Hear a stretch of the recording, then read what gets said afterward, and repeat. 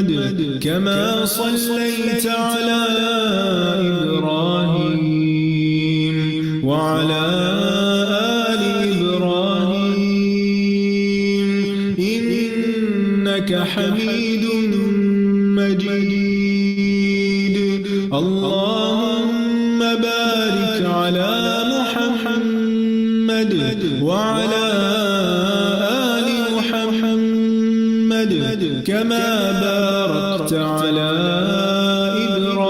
إبراهيم وعلى آل إبراهيم إنك حميد مجيد. اللهم صل على محمد وعلى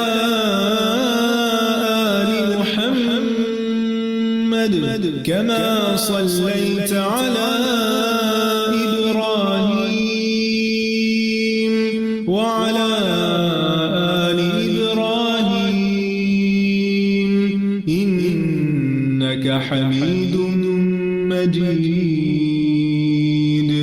اللهم بارك على محمد وعلى آل محمد كما باركت على إبراهيم وعلى آل إبراهيم إنك حميد مجيد.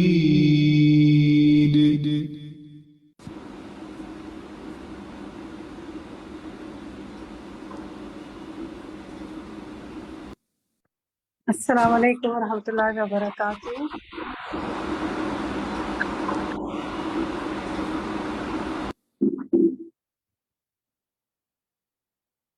آپ سب کو خوش آمدید، اہلاً و سہلاً و مرحبا. قریب مجیب پروگرام میں آج ہمارا 39th ڈے ہے، 39th سیشن ہے. ہر ہفتے ہم ملتے ہیں اور الحمدللہ آج ہم ایک نئے سیشن کو کنڈکٹ کریں گے. سازا کی بہت ہی خوبصورت اس کے اندر ہم دعاؤں کے حوالے سے بات سنیں گے اور قرآن اور حدیث کی روشنی میں دیکھیں گے کہ ہمیں کیا سمجھ میں آ رہا ہے. آج کا سیشن جو ہے وہ ہمارا عذاب قبر اور مسیح دجال کے حوالے سے ہے. بہت سے سوالات کے جوابات آپ انشاءاللہ پائیں گے اس کے اندر. ہوم ورکس بھی ہوں گے، کچھ اپنے نئے کورسز کا بھی کچھ بتائیں گے آپ کو، اور پھر اس کے بعد انشاءاللہ کوئی پول ہوگا جو ہم آپ کے ساتھ کنڈکٹ کریں گے. تو جو ہمارا طریقہ کار ہے کہ سب سے پہلے ہم پچھلے جو سیشن ہے، پچھلی کلاس کا ہوم ورک جو ہے اس کو سنتے ہیں. ترجمہ ہم ہر ہفتے یاد کر رہے ہیں آیات کا، جو ریلیونٹ آیت ہوتی ہے جس پہ سیشن ہوتا ہے، اور اس سے متعلق دعائیں. تو پچھلے ہفتے جو ہیں کیونکہ فوتگی کے حوالے سے بات تھی ساری، تو اس کی جو دعائیں ہیں وہ ہم 38 سیشن جو پچھلے ہفتے کا تھا ہمارا، وہ وفات کے حوالے سے تھا. دعائیں جو ہیں تو اس میں ہم انشاءاللہ سورۃ الانعام کی آیت 60 سے 62 کا ترجمہ سب سے پہلے آپ سے سنتے ہیں. دیکھتے ہیں ہمارے کن ساتھیوں کے ہینڈ ریز ہیں. تسنیم، آپ سنائیں گی ایک آیت کا ترجمہ اس میں سے جو ہے؟ جی، السلام علیکم ورحمۃ اللہ وبرکاتہ. وعلیکم السلام ورحمۃ اللہ وبرکاتہ. السلام علیکم. جی وعلیکم من السلام. الشیطان الرجیم، بسم اللہ الرحمن الرحیم. وَهُوَ الَّذِي، اور وہی جو یتوفاکم فوت کرتا ہے تمہیں باللیل رات کو، وَيَعْلَمُ، اور وہ جانتا ہے ما جرحتم کہ تم کمائی کرتے ہو تم بالنہار رات کو، ثم یبعثکم، اور وہ اٹھاتا ہے فیہ اسے لی یقضی، تاکہ پورا کیا جائے، ثم تاکہ پورا کیا جائے، اجل مسمى مقرر وقت، ثم الیہ مرجعکم، پھر الیہ اسی کی طرف، مرجعکم لوٹنا ہے، ثم ینبئکم، وہ بتائے گا تمہیں، بما کنتم تعملون، جو تھے تم کرتے عمل کرتے. وہوا گڈ، بس ٹھیک ہے تسلیم، ماشاءاللہ اوکے. بہت اچھا ترجمہ یاد ہے آپ کو. 2-3 جگہ آپ نے اعراب مس کیے، وہ اعراب نہیں بلکہ ضمائر مس کیے، کوئی بات نہیں، وہ انشاءاللہ دیکھ لیں، لیکن اوورآل بہت اچھا ہے. مثلاً यबअसुकुम का तर्जमा है वो उठाता है तुम्हें, कुम का तर्जमा तुम्हें है, मर्जिउकुम में लौटना है तुम्हारा, कुम का तर्जमा यहाँ पे मिसिंग था, उसको ऐड कर लें, ठीक है, शाबाश। अच्छा एक चीज जरूर तस्नीम देखें, रिकमेंड करूंगी मैं आपको कि आप इन आयात की तिलावत सुने किसी कारी की आवाज में, क्योंकि जो जेर है ना आपके वो तकरीबन सारे ही मजहूल हैं। मिसाल के तौर पर फी है नहीं होगा, फी ही होगा, इलई है नहीं होगा, इलई ही होगा, बेमा नहीं होगा, बीमा होगा, ठीक है। तो आप तिलावत सुनेंगी तो इंशाल्लाह जरूर अच्छा हो जाएगा आपका, ठीक है। और किसी को सुना दीजिएगा फिर, अल्लाह ताला बहुत बरकत करे आपके इल्म में, आमीन। चलें जी, अब सेकंड जो आयत का तर्जुमा है 61 का, एक एक आयत का सुन लेते ना, साथियों को मौका मिले तो। जूनी आप सुनाएंगी इस आयत का तर्जुमा? जी, वह हुआ और वो अलकाहिरो गालिब है फौका ऊपर इबाद ही अपने बंदे के, व युरसिलु और वो भेजता है अलैकुम तुम पर, हफाजातन हिफाजत के साथ, हत्ता यहाँ तक के इज़ा जब जा आ जाए अहदकुम तुम में से किसी एक की अलमौता मौत तवफ़त हु तो वो फौत करता है उसे रसूलना हमारे रसूलों के जरिए वहाँ, और वो ला युफर्रितूना नहीं खुश होते। नहीं नहीं नहीं, नहीं। ला युफर्रितून का तर्जुमा दोबारा करें। नहीं वो ला युफर्रितूना नहीं वो यकीन कर मेरे ज़हन में नहीं वो कमी करते, यानी वो फौत करने में कोई कमी नहीं करते, ठीक है, ठीक है। दो तीन अल्फाज का तर्जुमा और देखिए, मसलन इबादी, अब्द है ना, तो अब्द की जमा इबाद है, यानी बंदा नहीं, अपने बंदों के, ठीक है। इसी तरह हफाजा का तर्जुमा जो है ना वो हिफाजत के लिए नहीं है, वो है निगहबान। हफाजा वो नाउन है ना, उसका तर्जुमा होगा निगहबान, ठीक है, शाबाश। और रसूलना का तर्जुमा जो है ना वो होता है हमारे भेजे हुए। एक्चुअली रसूल जो है ना भेजे हुए को कहते हैं, इसीलिए रसूल हमारे पास पैगाम लाते हैं तो उनको भी रसूल कहते हैं। तो रसूल रसूल की जमा है, ठीक है। माशाल्लाह ओवरऑल बहुत अच्छा याद है, थोड़ी थोड़ी कहीं मिस्टेक है वो आप इंशाल्लाह दोहराएंगी तो ठीक हो जाएगा। बारकल्लाह फी इल्मिक, इंशाल्लाह। चलें जी, अब हम नेक्स्ट आखिरी आयत का तर्जुमा सुनते हैं बरीरा से। और साथी भी जो सुनाना चाह रहे हैं वो हैंड रेज करते जाएं, आप दुआओं का तर्जुमा इंशाल्लाह हमसे सुनेंगे। बरीरा आप सुनाइए। जी टीचर, तुम फिर रुद्दू वो लौटाए जाते हैं इल्लाही तरफ अल्लाह के, मौला हुमुल हक की जो उनका मौला है हकीकी, अल्लाह खबरदार लहू उनके लिए अल हुक्म फैसला है, वाहुआ और वो असरउल जल्द अल हासिबिन हिसाब लेने वाला है। नहीं, थोड़ा सा तर्जुमा देखिए, ये लहू का तर्जुमा दोबारा करें, लहू का तर्जुमा दोबारा करें। उनके लिए अला मगर लहुम नहीं है ना, लहू है, उसी के लिए है, लहू उसी के लिए, यानी अल्लाह की तरफ जमीर जा रही है ना कि उसी के लिए फैसला है, ठीक है। इसी तरह असराउ ज्यादा जल्द है, अल हासिबीन सब हिसाब लेने वालों से, ठीक है। ये दो अल्फाज देख लें, बाकी माशाल्लाह बहुत अच्छी आप सबकी कोशिश है, मुझे बड़ी खुशी होती है कि आप याद करें। और आसान नहीं होता सुनाना, तर्जुमा मुश्किल होता है इतने लोगों के सामने, लेकिन अल्हम्दुलिल्लाह अल्लाह ताला बहुत बरकत करे। चलें जनाब, अब आते हैं हम दुआओं की तरफ। दुआएं जो हैं वो शायद आप सुनाएंगी, दुआ सुनाएंगी आप इसका तर्जुमा, शायद परवीन। रब्बना इग़फिर लना व ली इख़वानिना, रब्बना इग़फिर लना का तर्जुमा करें, हमारे रब, पूरे का करें जैसे आप सुनाना चाहती है, सुनाएं। रब्बना इग़फिर लना व ली इख़वानिना अल्लज़ीना, हमारे रब हमें भी बख्श दे और हमारे प्लीज एक मिनट देखिए, ये एक मिनट रुकें शायदा, ये परवीन आईफोन के नाम से जो है इनका प्लीज साउंड फाइल बहुत साउंड आ रही है, इनका मोबाइल वो बंद करें जी। अब मुझे सुनाएं शायद आप दोबारा। ربنا اغفر لنا اخوانینا، اے ہمارے رب ہمیں بھی بخش دے اور ہمارے بھائیوں کو بھی، الذین سبقونا بالایمان ولا تجعل فی قلوبنا غلا للذین، جو ہم سے پہلے ایمان لائے اور جو لوگ ایمان لائے ہیں ان کے لیے ہمارے دلوں میں کدورت نہ رہنے دے، غلا للذین آمنوا ربنا انک رؤوف رحیم، ہمارے رب تو بڑا ہی شفقت کرنے والا رحم کرنے والا ہے۔ شاباش، ترجمہ بالکل درست سنایا ہے۔ اچھا، ذرا بہتر طریقے سے ترجمہ سنانے کا آئندہ کے لیے ایسے بھی کر سکتے ہیں کہ جیسے ربنا اغفر لنا ولاخواننا الذین سبقونا بالایمان، اے ہمارے رب ہمارے اور ان بھائیوں کو جو ہم سے پہلے ایمان لائے بخش دے۔ یہ ایک حصہ مکمل ہو گیا، ٹھیک ہے۔ پھر ولا تجعل فی قلوبنا غلا للذین آمنوا، اور ہمارے دلوں میں اہل ایمان کے لیے کوئی بغض نہ رکھ۔ ربنا انک رؤوف الرحیم، اے ہمارے رب تو بے شک بہت شفقت کرنے والا رحم فرمانے والا ہے۔ ٹھیک ہے، ترجمہ آپ کا بالکل ٹھیک ہے، لیکن اگر اس کو آپ ایک پوری بات جہاں مکمل ہو جائے سارے کو اکٹھا سنائیں تو انشاءاللہ زیادہ آپ کو سنا پائیں گے۔ بارک اللہ فیک۔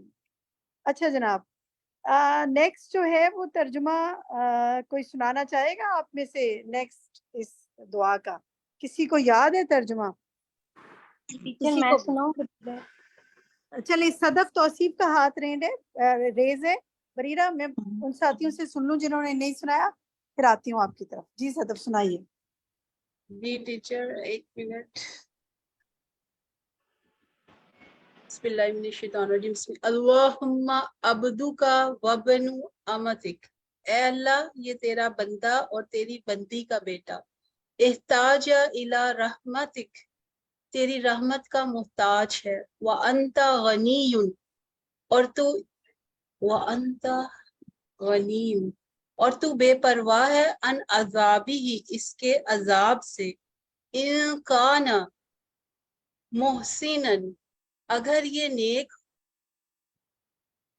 ہوتا، اگر یہ نیک تھا، فزدنی تو بڑھا، احسانی ہی اس کی نیکیوں کو، وَإِن کان، اور اگر یہ تھا مسیئن فتجاوز عنہ، اور اگر یہ برا تھا تو اسے معاف فرما یا اس کی برائیوں سے درگزر کر۔ شاباش، بہت اچھا ترجمہ سنا، بالکل درست، ماشاءاللہ۔ بس ایک لفظ دیکھیے، شاید وہ اسکرین سے پڑھنے میں آپ کو مشکل ہوئی ہوگی، فزد تو زیادہ کر دے اس کو، ٹھیک ہے۔ باقی ماشاءاللہ ترجمہ بالکل درست ہے، بارک اللہ فیک۔ چلے جی، آخری بلکہ ایک یہ ہے بچے کی میت کے لیے دعا جو ہے، یہ میں دیکھتی ہوں کسی کا ہینڈ ریز ہے، اگر زین العابدین شاہ، آپ سنائیں گی؟ زین العابدین۔ ہیلو، السلام علیکم۔ اے اللہ اس کو قبر کے عذاب سے بچا۔ بالکل درست، ماشاءاللہ، بہت ہی آسان سا ترجمہ تھا، لیکن اگر نہ سمجھ میں آئے تو یہی مشکل ہو جاتی ہے۔ آپ کو سمجھ میں آ گیا، بارک اللہ فیک، آمین۔ اللہ تعالیٰ ساری دعاؤں کو قبول فرمائے، وہ سب لوگ جو دنیا سے چلے گئے ان کے لیے۔ چلیں جی، ایک ترجمہ بس اور اگر دکھائیں آگے، اس کے علاوہ کوئی ترجمہ ہے؟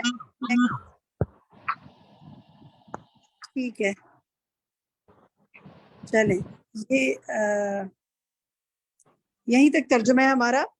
اب ہم انشاءاللہ آج کے نہیں، ایک ترجمہ اور ہمارا ہے، مجھے یہ لگ رہا تھا کہ ایک اور بھی ہے۔ جی، یہ بھی بچے کی میت کے لیے دعا ہے، اور کوئی ہے جو سنانا چاہے گا اس کو؟ بریرہ آپ سنانا چاہیں گی؟ آپ سنانا چاہ رہی تھی۔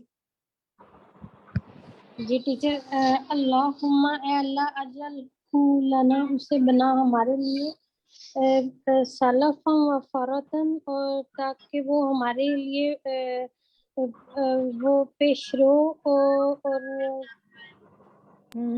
شاباش، ہمارے لیے بہترین مہمانی کرنے والا، اور اسے ہمارے لیے پیشرو اور کرنے والا اور مہمان نوازی کرنے والا ٹھیک ہے، بنا، اور مہمانی تیاری کرنے والا، پیشرو اور اجر کا باعث بنا دے، آخر میں جو اجر نا کا اجر، باعث، अजर का पाएंगे। जी की कोशिश है, माशाल्लाह, बारकल्लाह फी इल्मिकुम। अल्लाह सुब्हानहू व तआला आप सबकी को अपने हिफ्ज़-ओ-मान में रखे और हमारी दुआओं को कबूल फरमाए हमारे जाने वालों के लिए, और हमें दूसरों को भी ये दुआएं सिखाने की तौफीक अता फरमाए, क्योंकि लोगों को बहुत फिक्र होती है, परेशानी होती है कि वो इसाले सवाब के हवाले से क्या करें। तो सबसे ज़्यादा चीज़ जो किसी जाने वाले को फ़ायदा देती है दुनिया से, वो है दुआ। तो मुझे उम्मीद है आप ये दुआएं और लोगों को भी साथ साथ सिखा रहे होंगे। अब आते हैं जनाब हम अपने आज के सेशन की तरफ, जो कि मैम है एक सवाल पूछना है। एंड क्वेश्चन एंड में पूछ लीजिएगा, मैं- जब डिस्कशन टाइम होगा ना तो इंशाल्लाह उसमें पूछ लीजिएगा, ठीक है, जो भी पूछना होगा। तो अब हम आते हैं आज के सेशन की तरफ, जो कि है अज़ाब कब्र और मसीह दज्जाल के हवाले से। सुनते हैं और उसके बाद फिर हम इस पर डिस्कशन करेंगे एंड में, और अगर कोई क्वेश्चन आंसर है आपके बोलेंगे। जी, ओवर टू यू ज़ोहा। अस्सलामु अलैकुम वरहमतुल्लाहि वबरकातुहू। नहमदुहु व नुसल्ली अला रसूलिहिल करीम, अम्मा बाद, फ़अऊज़ु बिल्लाहि मिनश शैतानिर रजीम, बिस्मिल्लाहिर रहमानिर रहीम, रब्बिश्रह ली सदरी व यस्सिर ली अमरी वहलुल उक़दतम मिन लिसानी यफ़क़हू क़ौली। وإذا سألك عبادي عني فإني قريب أجيب دعوة الداعي إذا دعان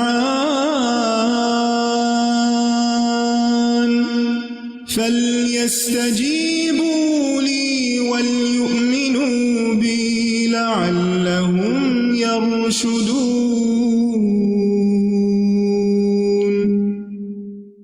और जब मेरे बंदे आपसे मेरे बारे में सवाल करें तो कह दीजिए, बेशक मैं करीब हूँ, मैं पुकारने वाले की पुकार का जवाब देता हूँ। जब वो मुझे पुकारे तो इनको चाहिए कि वो मेरा हुक्म माने और मुझ पर ईमान रखें ताकि वो हिदायत पाएं। فاستغفروه ثم توبوا إليه إن ربي قريب مجيب۔ सो उससे बख्शिश मांगो, फिर उसकी तरफ पलट आओ, यकीनन मेरा रब करीब है, कबूल करने वाला है। अल्हम्दुलिल्लाहि अज़्ज़ा वक़्तदरा व अला व क़हरा ला मलजअ वला मुल्तजअ मिन्हु इल्ला इलैहि वला महीद वला मफर्रा अहमदुहु सुब्हानहु व अशकुरुहु व क़द तअज़्ज़न बिज़्ज़ियादति लिमन शकर व अतूबु इलैहि व अस्तग़फिरुहु। तमाम किस्म की हम्द अल्लाह के लिए है, जो ताकतवर, गालिब और साहिब इक़्तिदार है, जो बुलंद और गालिब है, और उसकी पकड़ से बचने की कोई जगह और पनाहगाह नहीं मगर उसी की तरफ, और न ही दूर भागने की कोई जगह है और न फरार होने की कोई जगह है। यानी अल्लाह सुब्हानहू तआला से कोई कहीं भाग के जा नहीं सकता मगर उसी की तरफ। मैं अल्लाह सुब्हानहू तआला की हम्द बयान करता हूँ और उसका शुक्र बजा लाता हूँ, और उसने ऐलान फरमा दिया है कि जो शुक्र करेगा हम उसको ज्यादा देंगे। मैं उसी की तरफ तौबा करता हूँ और उसी से इस्तिग़फ़ार करता हूँ। अल्लाहुम्मा सल्लि अला मुहम्मदिन व अला आलि मुहम्मदिन कमा सल्लैता अला इब्राहीमा व अला आलि इब्राहीम इन्नका हमीदुम मजीद। अल्लाहुम्मा बारिक अला मुहम्मदिन व अला आलि मुहम्मदिन कमा बारकता अला इब्राहीमा व अला आलि इब्राहीम इन्नका हमीदुम मजीद। आज हम इंशाअल्लाह कब्र और दज्जाल के फितने से हिफाजत की दुआएं पढ़ेंगे। इरशाद बारी ताला है, النار يعرضون عليها غدوا وعشيا ويوم تقوم الساعة أدخلوا آل فرعون أشد العذاب۔ आग है जिस पर वो सुबह शाम पेश किए जाते हैं, और जिस दिन क़यामत कायम होगी हुक्म होगा आले फिरौन को शदीद तरीन अजाब में दाखिल करो। इस आयत में फिरौन और आले फिरौन का अंजाम बताया जा रहा है। मूसा अलैहिस्सलाम जब बनी इसराइल को लेकर शहर से निकल गए तो फिरौन को उसकी खबर हुई। वो लश्कर तैयार करके उनके पीछे आया और मूसा अलैहिस्सलाम को बनी इसराइल के हमरा दरियाए कुलजुम की तरफ जाते हुए देखा। फिरौन ने भी अपने लश्करों के साथ उनका पीछा किया। موسیٰ علیہ السلام اپنی قوم کے ساتھ سمندر میں راستہ بننے پر وہاں سے گزر گئے. فرعون بھی اپنے لشکر کے ساتھ سمندر میں گھس گیا. جب سمندر کے عین درمیان میں پہنچا تو سمندر دونوں طرف سے آ کر مل گیا اور ان کے اول و آخر سارے کے سارے تمام لوگ ڈوب گئے. سارے بنی اسرائیل پار لگ گئے اور سارے فرعونی ڈوب گئے. سمندر میں غرق کیے جانے کے بعد اللہ تعالیٰ نے انہیں گھیرنے والے 2 بدترین عذابوں میں مبتلا کیا جس کا یہاں پر ذکر ہے. ایک ہے قیامت تک ہونے والا عذاب جسے عذاب قبر یا عذاب برزخ کہا جاتا ہے، جو موت اور آخرت کے درمیانی وقفے میں انہیں آگ کی صورت میں ہو رہا ہے، جس پر وہ صبح و شام پیش کیے جاتے ہیں. اور دوسرا عذاب قیامت کے دن شروع ہوگا. تو اس آیت میں ان دونوں عذابوں کا ذکر ہو رہا ہے. النار یعنی آگ کا عذاب ہے آل فرعون کے لیے، یعرضون علیہا غدوا و عشیا، جس آگ پر وہ صبح و شام پیش کیے جاتے ہیں. یہ ہو گیا ایک عذاب جو اس وقت ہو رہا ہے. اور دوسرا ہے وَيَوْمَ تَقُومُ السَّاعَةُ، اور جس دن قیامت قائم ہوگی اس وقت اس سے بھی بڑا عذاب ہوگا. کہا جائے گا ادخلوا آل فرعون اشد العذاب، آل فرعون کو شدید ترین عذاب میں داخل کرو. جنت کا ذکر جب ہم پڑھتے ہیں تو قرآن مجید میں آتا ہے جنتیوں سے کہا جائے گا ادخلوا فیہا بسلام، لیکن یہاں کہا گیا ادخلوا آل فرعون اشد العذاب، یعنی اللہ سبحانہ وتعالیٰ ان سے بات بھی نہیں کرنا چاہیں گے اور فرشتے پھر مار مار کے دھکے دے کے ان کو آگ کی طرف لے جائیں گے. تو النار یعرضون علیہا غدوا و عشیا، یعنی فرعون اور اس کی آل کو صبح اور شام آگ پر پیش کیا جاتا ہے. غدو کہتے ہیں دن کے پہلے حصے کو اور عشی کہتے ہیں دن کے آخری حصے کو. صبح شام سے مراد صرف specifically morning and evening time نہیں ہوتا، بلکہ یہ محاورتاً بولا جاتا ہے ہمیشہ کسی کام کے کرتے رہنے کے لیے. وہ کہتے ہیں نا کہ بس اس کا تو صبح شام یہی طریقہ ہے. تو اردو میں بھی کس معنی میں استعمال ہوتا ہے صبح شام؟ مسلسل، یعنی مستقل طور پر وہ تو یہی کرتا ہے، کیونکہ صبح کرتا ہے اور پھر شام ہوتی ہے تو شام، اور صبح ہوتی ہے شام ہوتی ہے، یوں ہی زندگی تمام ہوتی ہے، یعنی کہ وہ اسی کام میں لگا ہوا ہے. اور اگر اس کو صبح اور شام کے طور پر بھی لیا جائے لٹرل میننگ میں تو اس کا مطلب یہ کہ صبح کے وقت انہیں آگ پر لایا جاتا ہے اور پھر شاید بریک ہوتی ہے اور پھر دوبارہ شام کو. اور یہ بھی عذاب کی شدید قسم ہے، کیونکہ جب تکلیف سے گزر کر انسان تھوڑا آرام کرنے لگتا ہے اور پھر اس تکلیف میں پڑ جائے، جیسے اگر کسی کو کووڈ ہوا ہے اور تھوڑے دن ٹھیک ہوا اور دوبارہ کووڈ ہو گیا، تو یہ بھی تکلیف کی شدید قسم ہوتی ہے. حدیث سے ہمیں پتہ چلتا ہے کہ ہر بندے کو قبر میں صبح و شام اس کا ٹھکانہ دکھایا جاتا ہے. رسول اللہ صلی اللہ علیہ وسلم نے فرمایا جب تم میں سے کوئی مر جاتا ہے تو صبح و شام اس کا ٹھکانہ اس پر پیش کیا جاتا ہے. اگر وہ جنت والوں میں سے ہے تو اسے جنت والوں کا مقام دکھایا جاتا ہے، اور اگر وہ دوزخ والوں میں سے ہوتا ہے تو دوزخ والوں کا مقام اسے دکھایا جاتا ہے، اور اس سے کہا جاتا ہے یہ تیرا ٹھکانہ ہے جب تک کہ اللہ تمہیں قیامت کے دن اٹھا کر اس جگہ نہ پہنچا دے. تو اب یہ جو ہے کہ وہ صبح شام اس پہ پیش کیے جاتے ہیں، تو اس کا کیا مطلب ہے کہ وہ صرف جا کے دیکھتے ہیں؟ نہیں، وہاں ان کو عذاب بھی ہوتا ہے، کیونکہ آیت کا اگلا حصہ بتاتا ہے وَيَوْمَ تَقُومُ السَّاعَةُ أَدْخِلُوا آلَ فِرْعَوْنَ أَشَدَّ الْعَذَابِ، یعنی پہلے عذاب سے بھی زیادہ شدید عذاب کی طرف ان کو لے جاؤ. تو اس سے یہ بھی پتہ چلتا ہے کہ قبر کا عذاب جہنم کے عذاب سے کم درجے کا ہے، کیونکہ جہنم ایک بہت بڑی چیز ہے اور قبر جو ہے وہ ایک چھوٹی جگہ ہے. وَيَوْمَ تَقُومُ السَّاعَةُ أَدْخِلُوا آلَ فِرْعَوْنَ أَشَدَّ الْعَذَابِ، اور جس دن قیامت قائم ہو جائے گی تو عذاب کے فرشتوں سے کہا جائے گا کہ اب آل فرعون کو شدید ترین عذاب میں داخل کر دو. پہلا عذاب جو ہے قیامت کے دن برپا ہونے تک ان کی روحوں کو دیا جا رہا ہے. آپ کو یاد ہوگا کہ نبی صلی اللہ علیہ وسلم جب معراج پر تشریف لے گئے تھے تو اس وقت ان کو کیا دکھایا گیا تھا؟ آل فرعون کو دکھایا گیا تھا کہ وہ آگ پہ پیش کیے جا رہے ہیں. تو وہاں ظاہر ہے کہ آسمانوں پر روحیں ہی ہیں، اور جب قیامت کا دن ہوگا تو ان کے جسموں اور روحوں کو یکجا کر کے جہنم میں ڈالا جائے گا، یعنی جسم اور روح دونوں پر سزا ہوگی. اب یہاں پر ہم دیکھتے ہیں کہ وہ پانی میں گئے ہیں نا، جسم ان کے پانی میں گھل گئے، روح ان کی قبض کر لی گئی، اور یہ عذاب وہاں روح پر پیش کیا جا رہا ہے. اور قیامت کے دن کا عذاب اس لیے بھی زیادہ سخت ہوگا کہ وہ جسم اور روح دونوں پر ہوگا. اور یہ عذاب صرف فرعونیوں کے لیے خاص نہیں ہے، بلکہ تمام مجرموں کو قبر میں ڈالنے پر عذاب شروع ہو جاتا ہے، اور آخرت کا عذاب جو فیصلہ ہونے کے بعد ہوگا وہ تو بہت ہی سخت ہوگا۔ اس کے علاوہ ایک اور مثال بھی ہمیں قرآن مجید سے ملتی ہے، اور وہ ہے قوم نوح کے بارے میں جو پانی میں ڈوبے تھے۔ سورۃ نوح میں ارشاد باری تعالیٰ ہے وَقَدْ أَضَلُّوا كَثِيرًا وَلَا تَزِدِ الظَّالِمِينَ إِلَّا ضَلَالًا مِّمَّا خَطِيئَاتِهِمْ أُغْرِقُوا فَأُدْخِلُوا نَارًا فَلَمْ يَجِدُوا لَهُم مِّن دُونِ اللَّهِ أَنصَارًا۔ اور یقیناً انہوں نے کثیر تعداد کو بھٹکا دیا، یعنی قوم نوح کی اکثریت بھٹکی ہوئی تھی۔ تو نوح علیہ السلام نے ان کے خلاف بد دعا کی۔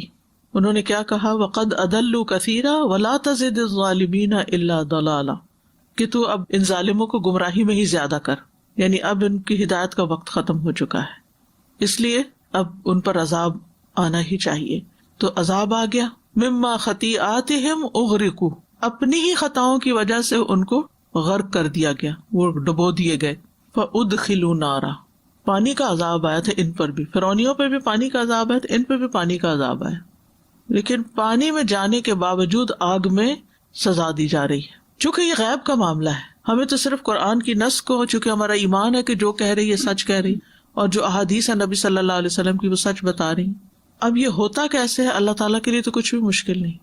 یعنی ہوا کیا تھا، جب وہ ڈوبے تھے پھر وہ پانی آہستہ آہستہ نیچے اترا، اتنے تک ان کے جسم گل سڑ گئے، زمین کی مٹی میں مل گئے یا ہواؤں میں اڑ گئے یا جہاں بھی۔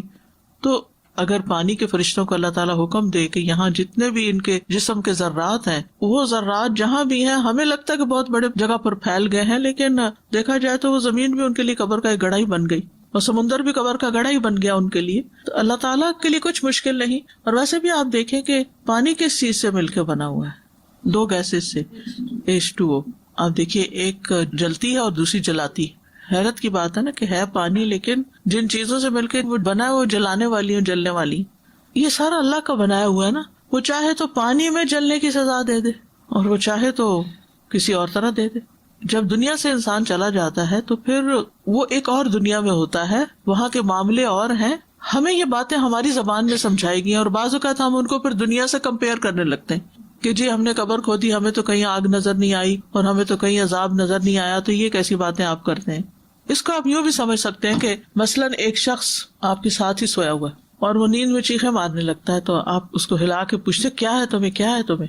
تو وہ اٹھ کہتا ہے کہ میں نے دیکھا ہے کہ میرے پیچھے ایک سانپ آ رہا تھا اور مجھے کاٹنے لگا تھا، یا اس نے کاٹ لیا مثلاً، تو مجھے اس کی پین ہو رہی تھی۔ تو اب وہ جو ساتھ سویا ہوا ہے وہ اگر یہ کہے کہ تم بالکل جھوٹ کہتے ہو، یہاں تو کوئی سانپ نہیں تھا اور کہاں کاٹا ہے، تمہارا جسم بھی ٹھیک ہے، لیکن اس کو وہ جسم پر ہی محسوس ہو رہا تھا اور وہ خوف میں تھا، وہ رو رہا تھا، اس کو وہ سب نظر آ رہا تھا، لیکن ساتھ لیٹے ہوئے بندے کو نظر نہیں آ رہا تھا کچھ بھی۔ تو کیا آپ اس کو جھوٹا قرار دیں گے کہ نہیں تم جھوٹ کہتے ہو، یہاں کچھ بھی نہیں ہے، یہ ایگزسٹ ہی نہیں کرتا جو کچھ تم بیان کر رہے ہو؟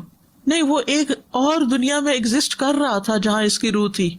مادی دنیا میں ایگزسٹ نہیں کر رہا تھا، لیکن it was there some where, جہاں یہ اس کی روح تھی یا جہاں بھی یہ تھا، اور یہ سب کچھ دیکھ رہا تھا اور محسوس کر رہا تھا اور بھاگ رہا تھا اور درد سے رو رہا تھا۔ تو یہ سب اس کے لیے ایک حقیقت تھی، لیکن ہو کیسے رہا تھا؟ آج تک کوئی گتھی سلجھا سکا ہے یہ خوابوں میں جو کچھ نظر آتا ہے یہ کیا ہوتا ہے؟ اتنا حیران کن ہے، یہ اتنا حیران کن ہے۔ اور بعض اوقات آئندہ ہونے والی بات انسان کو ایسے نظر آ رہی ہوتی ہے جیسے وہ ہو چکی ہو، اور بعض اوقات انسان نے خواب دیکھا ہوتا ہے اور پھر بعد میں دیکھتا ہے تو کہتا ہے یہ کہاں دیکھا تھا میں نے، پھر اس کو یاد آتا ہے نہیں میں نے حقیقت میں نہیں، خواب میں دیکھا تھا، اور اب وہی چیز مجھے حقیقت میں بھی نظر آ رہی ہے۔ تو یہ جو خواب ہے نا، یہ بھی اللہ تعالیٰ کے وجود پر دلیل ہے، اور اللہ تعالیٰ کی قدرت پر اور اللہ کے خالق ہونے پر۔ تو بہرحال آل فرعون کو تو آگ کے عذاب میں ڈالا گیا غرق کر کے، یہاں قوم نوح کے ساتھ بھی یہی ہوا۔ فَلَمْ يَجِدُوا لَهُم مِّن دُونِ اللَّهِ أَنصَارًا، پھر انہوں نے اپنے لیے اللہ کے سوا کوئی مددگار نہ پایا۔ وہاں کون سنتا ہے، کون مدد کر سکتا ہے، کرنا بھی کوئی چاہے۔ اب اگر آپ مثلا سوئے ہوئے بندے کو یہ کہے کہ وہ جو خواب تم نے دیکھا تھا میں مارتی ہوں اس سانپ کو، کہاں سے ماریں گے آپ؟ کچھ نہیں کر سکتے۔ تو جس پہ بیتے وہی جانے۔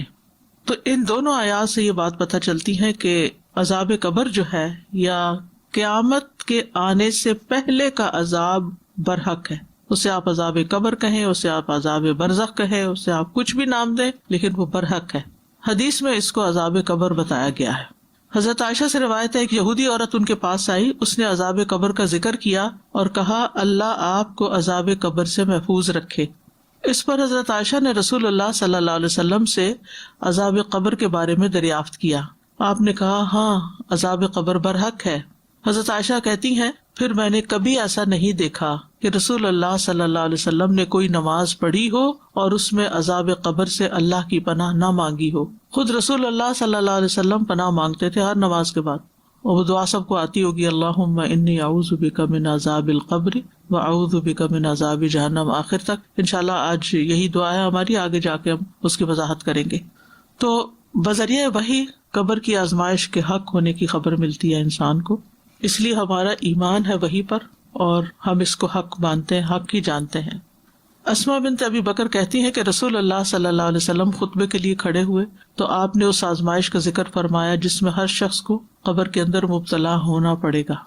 جب آپ نے یہ ذکر کیا کہ ہر شخص کا قبر میں امتحان ہوگا تو مسلمان رونے لگ گئے، آہو بکا کرنے لگے، حتیٰ کہ ان کے رونے کی آوازوں سے میں نبی صلی اللہ علیہ وسلم کی بات سمجھ نہ سکی کہ آپ کیا فرما رہے، کیونکہ مائک اسپیکر وغیرہ تو نہیں ہوتے تھے، آپ بات کر رہے تھے اور صحابہ نے رونا شروع کر دیا اور رونے کی آوازوں میں آپ کی آواز دب گئی۔ جب ان کی آہو بکا رک گئی تو میں نے ایک قریبی شخص سے کہا کہ اللہ تیرے لیے برکت فرمائے۔ رسول اللہ صلی اللہ علیہ وسلم نے آخر میں کیا فرمایا تھا؟ اس نے کہا آپ صلی اللہ علیہ وسلم نے فرمایا مجھے وحی کی گئی ہے کہ قبروں میں تمہاری فتنہ دجال جیسی آزمائش ہوگی، یعنی ایک سخت ٹیسٹ ہوگا۔ نبی صلی اللہ علیہ وسلم نے فرمایا اگر مجھے یہ ڈر نہ ہوتا کہ تم لوگ اپنے مردوں کو دفن کرنا چھوڑ دو گے تو میں اللہ سے دعا کرتا کہ تمہیں قبر کا عذاب سنا دے۔ یعنی جب مردے کو دفن کرتے ہیں اور فرشتے اس کے ساتھ بات کر رہے ہوتے ہیں اور اس کا ٹیسٹ لے رہے ہوتے ہیں تو وہ باتیں جو ہیں وہ تمہیں سنوا دی جاتی، یا یہ کہ پھر اس کے بعد اگر اس کو کوئی سزا ہوتی ہے اور وہ رونا دھونا کرتا ہے تو وہ رونا دھونا سنوا دیا جاتا۔ ابن مسعود کہتے ہیں بے شک مردوں کو ان کی قبروں میں عذاب دیا جاتا ہے یہاں تک کہ جانور ان کی آوازیں سنتے ہیں، یعنی انسان وہ فریکوینسی ایسی ہوتی ہے کہ انسان نہیں سن سکتے لیکن اور مخلوقات سن سکتی ہیں۔ ایک اور آیت بھی ہمیں عذاب قبر کے بارے میں اشارہ دیتی ہے، یہ سورۃ الانعام کی آیت ہے 93۔ وَلَوْ تَرَىٰ إِذِ الظَّالِمُونَ فِي غَمَرَاتِ الْمَوْتِ وَالْمَلَائِكَةُ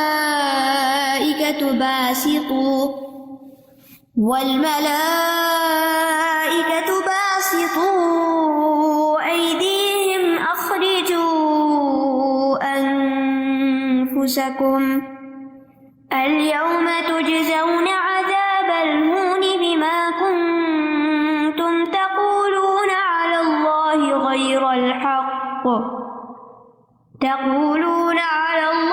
غَيْرَ الْحَقِّ وَكُنتُمْ عَنْ آيَاتِهِ تَسْتَكْبِرُونَ۔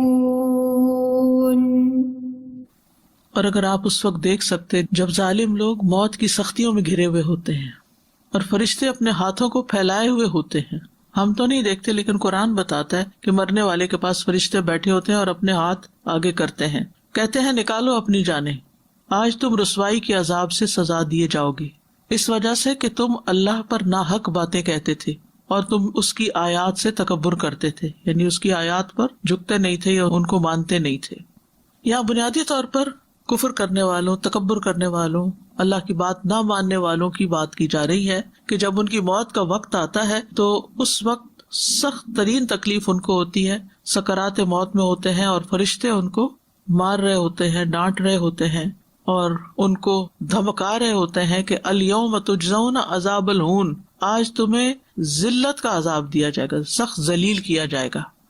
اچھا، اب ایک تو یہ ہے کہ جب موت کا وقت ہوتا ہے اس وقت بھی سزا ہو رہی ہوتی ہے، لیکن یہ آج کون سا ہے؟ مرنے کا دن ہے، یعنی مرنے کے بعد سے تمہاری سزا شروع ہو جائے گی، یہ مطلب ہے۔ تو وَلَوْ تَرَىٰ إِذِ الظَّالِمُونَ فِي غَمَرَاتِ الْمَوْتِ، غمرات الموت کا مطلب ہے موت کی سختیاں، سکرات، مشکلات۔ غمرہ کا مطلب ہوتا ہے شدت، سختی۔ اصل میں غمرہ کہتے ہیں کسی چیز کو جو ڈھانپ لیتی ہے، غامر اس پانی کو کہتے ہیں جو ہر طرح کے اثرات کو چھپا کر زائل کر دے، یعنی زیادہ پانی ہوتا ہے تو اس کے اندر جو برتن میں کچھ میل کچیل ہوتی ہے وہ پھر نظر نہیں آتی، تو یہاں سے پھر یہ شدتوں اور تکلیفوں کے لیے بھی استعمال ہونے لگا۔ تو یہاں پر کہا جا رہا ہے کہ اے انسان اگر تم دیکھو ان لوگوں کو جو موت کی غشیوں میں ہوتے ہیں اور ان کے اوپر جو تکلیف گزر رہی ہوتی ہے تو دیکھ کے انسان کا جسم لرز جائے. والملائکۃ باسطوا ایدیہم، اس وقت فرشتے اپنے ہاتھ لمبے کیے ہوئے ہوتے ہیں. یعنی فرشتے جو ہیں اس وقت غصے میں ہوتے ہیں اور غصے میں بول رہے ہوتے ہیں اور اللہ کے عذاب کی خبر سنا رہے ہوتے ہیں ان کو. سورۃ انفال میں آتا ہے وَلَوْ تَرَىٰ إِذْ يَتَوَفَّى الَّذِينَ كَفَرُوا الْمَلَائِكَةُ يَضْرِبُونَ وُجُوهَهُمْ وَأَدْبَارَهُمْ، اور کاش آپ دیکھیں جبکہ فرشتے ان لوگوں کو فوت کرتے ہیں جنہوں نے کفر کیا، وہ ان کے چہروں اور پیٹھوں پہ مارتے ہیں. ہمیں تو نظر نہیں آتا مرنے والے کو جو مار پڑ رہی ہوتی، لیکن قرآن بتاتا ہے کہ ایسے ظالموں کی موت جب آتی ہے تو فرشتے ان کو مارتے ہیں، یعنی غصہ بھی کرتے ہیں، مارتے بھی ہیں اور برے عذاب کی خبر بھی دیتے ہیں ان کو، اور ڈانٹ کے کہتے ہیں اخرجوا انفسکم، نکالو اپنی جانیں، یعنی روح کو اپنے جسم سے نکال کے ہمارے حوالے کرو. الیوم تجزون عذاب الہون، آج تمہیں بری طرح رسوا کیا جائے گا. اور یہاں الیوم سے مراد پھر قبر کے عذاب کی طرف اشارہ ہے، یعنی آج تمہارے عذاب قبر کی ابتدا ہو جائے گی.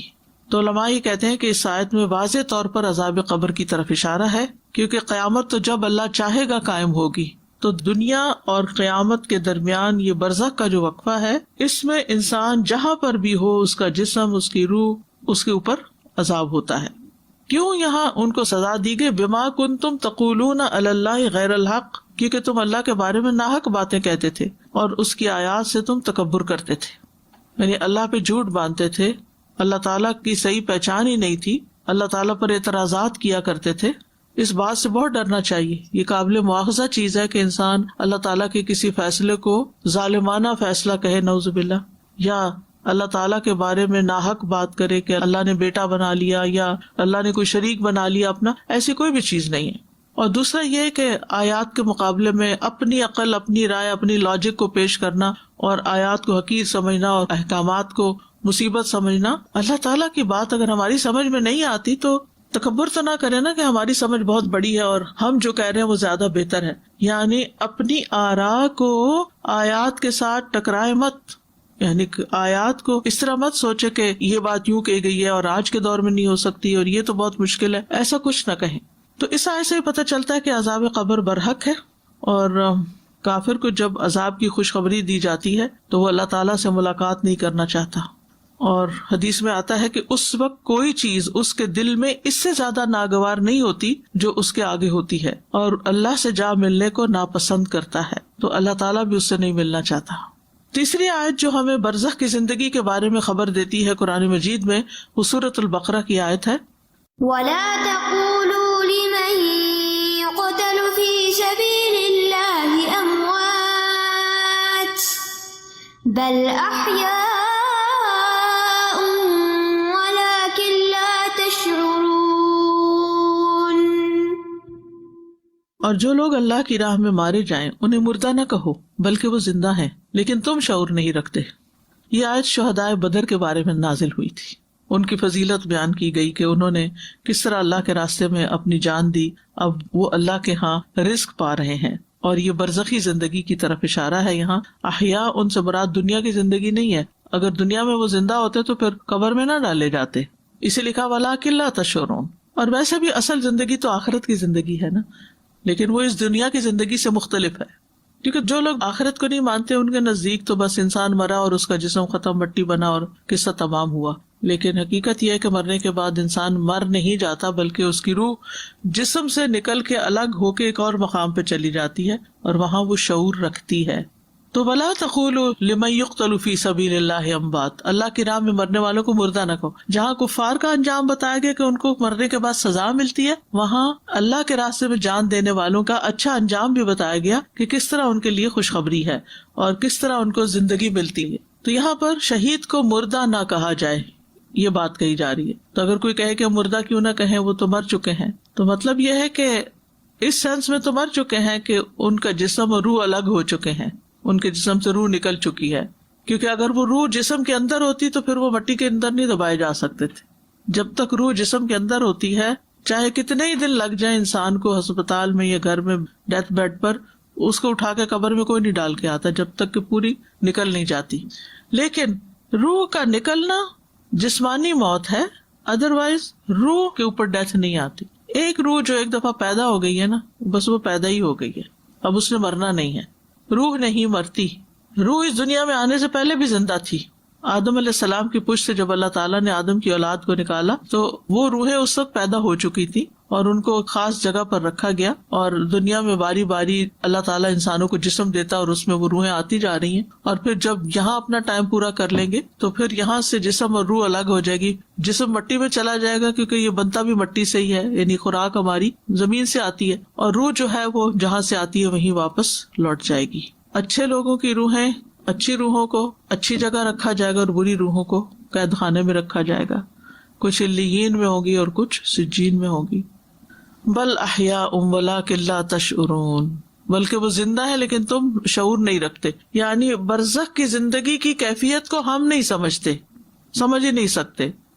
اور وہاں انسان کو اس طرح ہر چیز نہیں چاہیے ہوتی جیسے دنیا میں چاہیے. آپ دیکھیں نا، جب ہم جسم اور روح کے ساتھ زندہ ہیں تو پھر ہمیں بہت کچھ چاہیے ہوتا ہے. آپ کبھی اپنے گھر کے صرف کچن کے اندر رکھی ہوئی چیزوں کو گنیں، کاؤنٹ کریں، صرف کاؤنٹ کریں تو آپ حیران ہو جائیں گے کہ اتنی چیزیں میری ضرورت کی ہیں. کیونکہ اگر آپ کو یہ کہا جائے نا ان میں سے یہ چیز نکال دو، پھینک دو یا دے دو کسی کو، تو آپ کیا کریں گے؟ یہ تو میری ضرورت کی، یہ بھی میرے کام کا. ایک چھوٹی سی چمچ بھی آپ نہیں پھینکتے کہ نہیں کسی وقت اس کی بھی ضرورت ہوتی ہے الگ، بلکہ ضرورت سے زیادہ بھی رکھتے ہیں. پھر اپنے بیڈ روم میں چلے جائیے، اپنے واش روم میں چلے جائیے، ہر جگہ آپ کی ضرورت کی چیزیں بھری ہوئی ہیں. تو جب روح جسم کے اندر ہوتی ہے نا تو بے شمار ضرورتیں ہوتی ہیں اس کی، لیکن جب روح جسم سے نکل جاتی ہے تو اس کی ضرورتیں ختم ہو جاتی ہیں.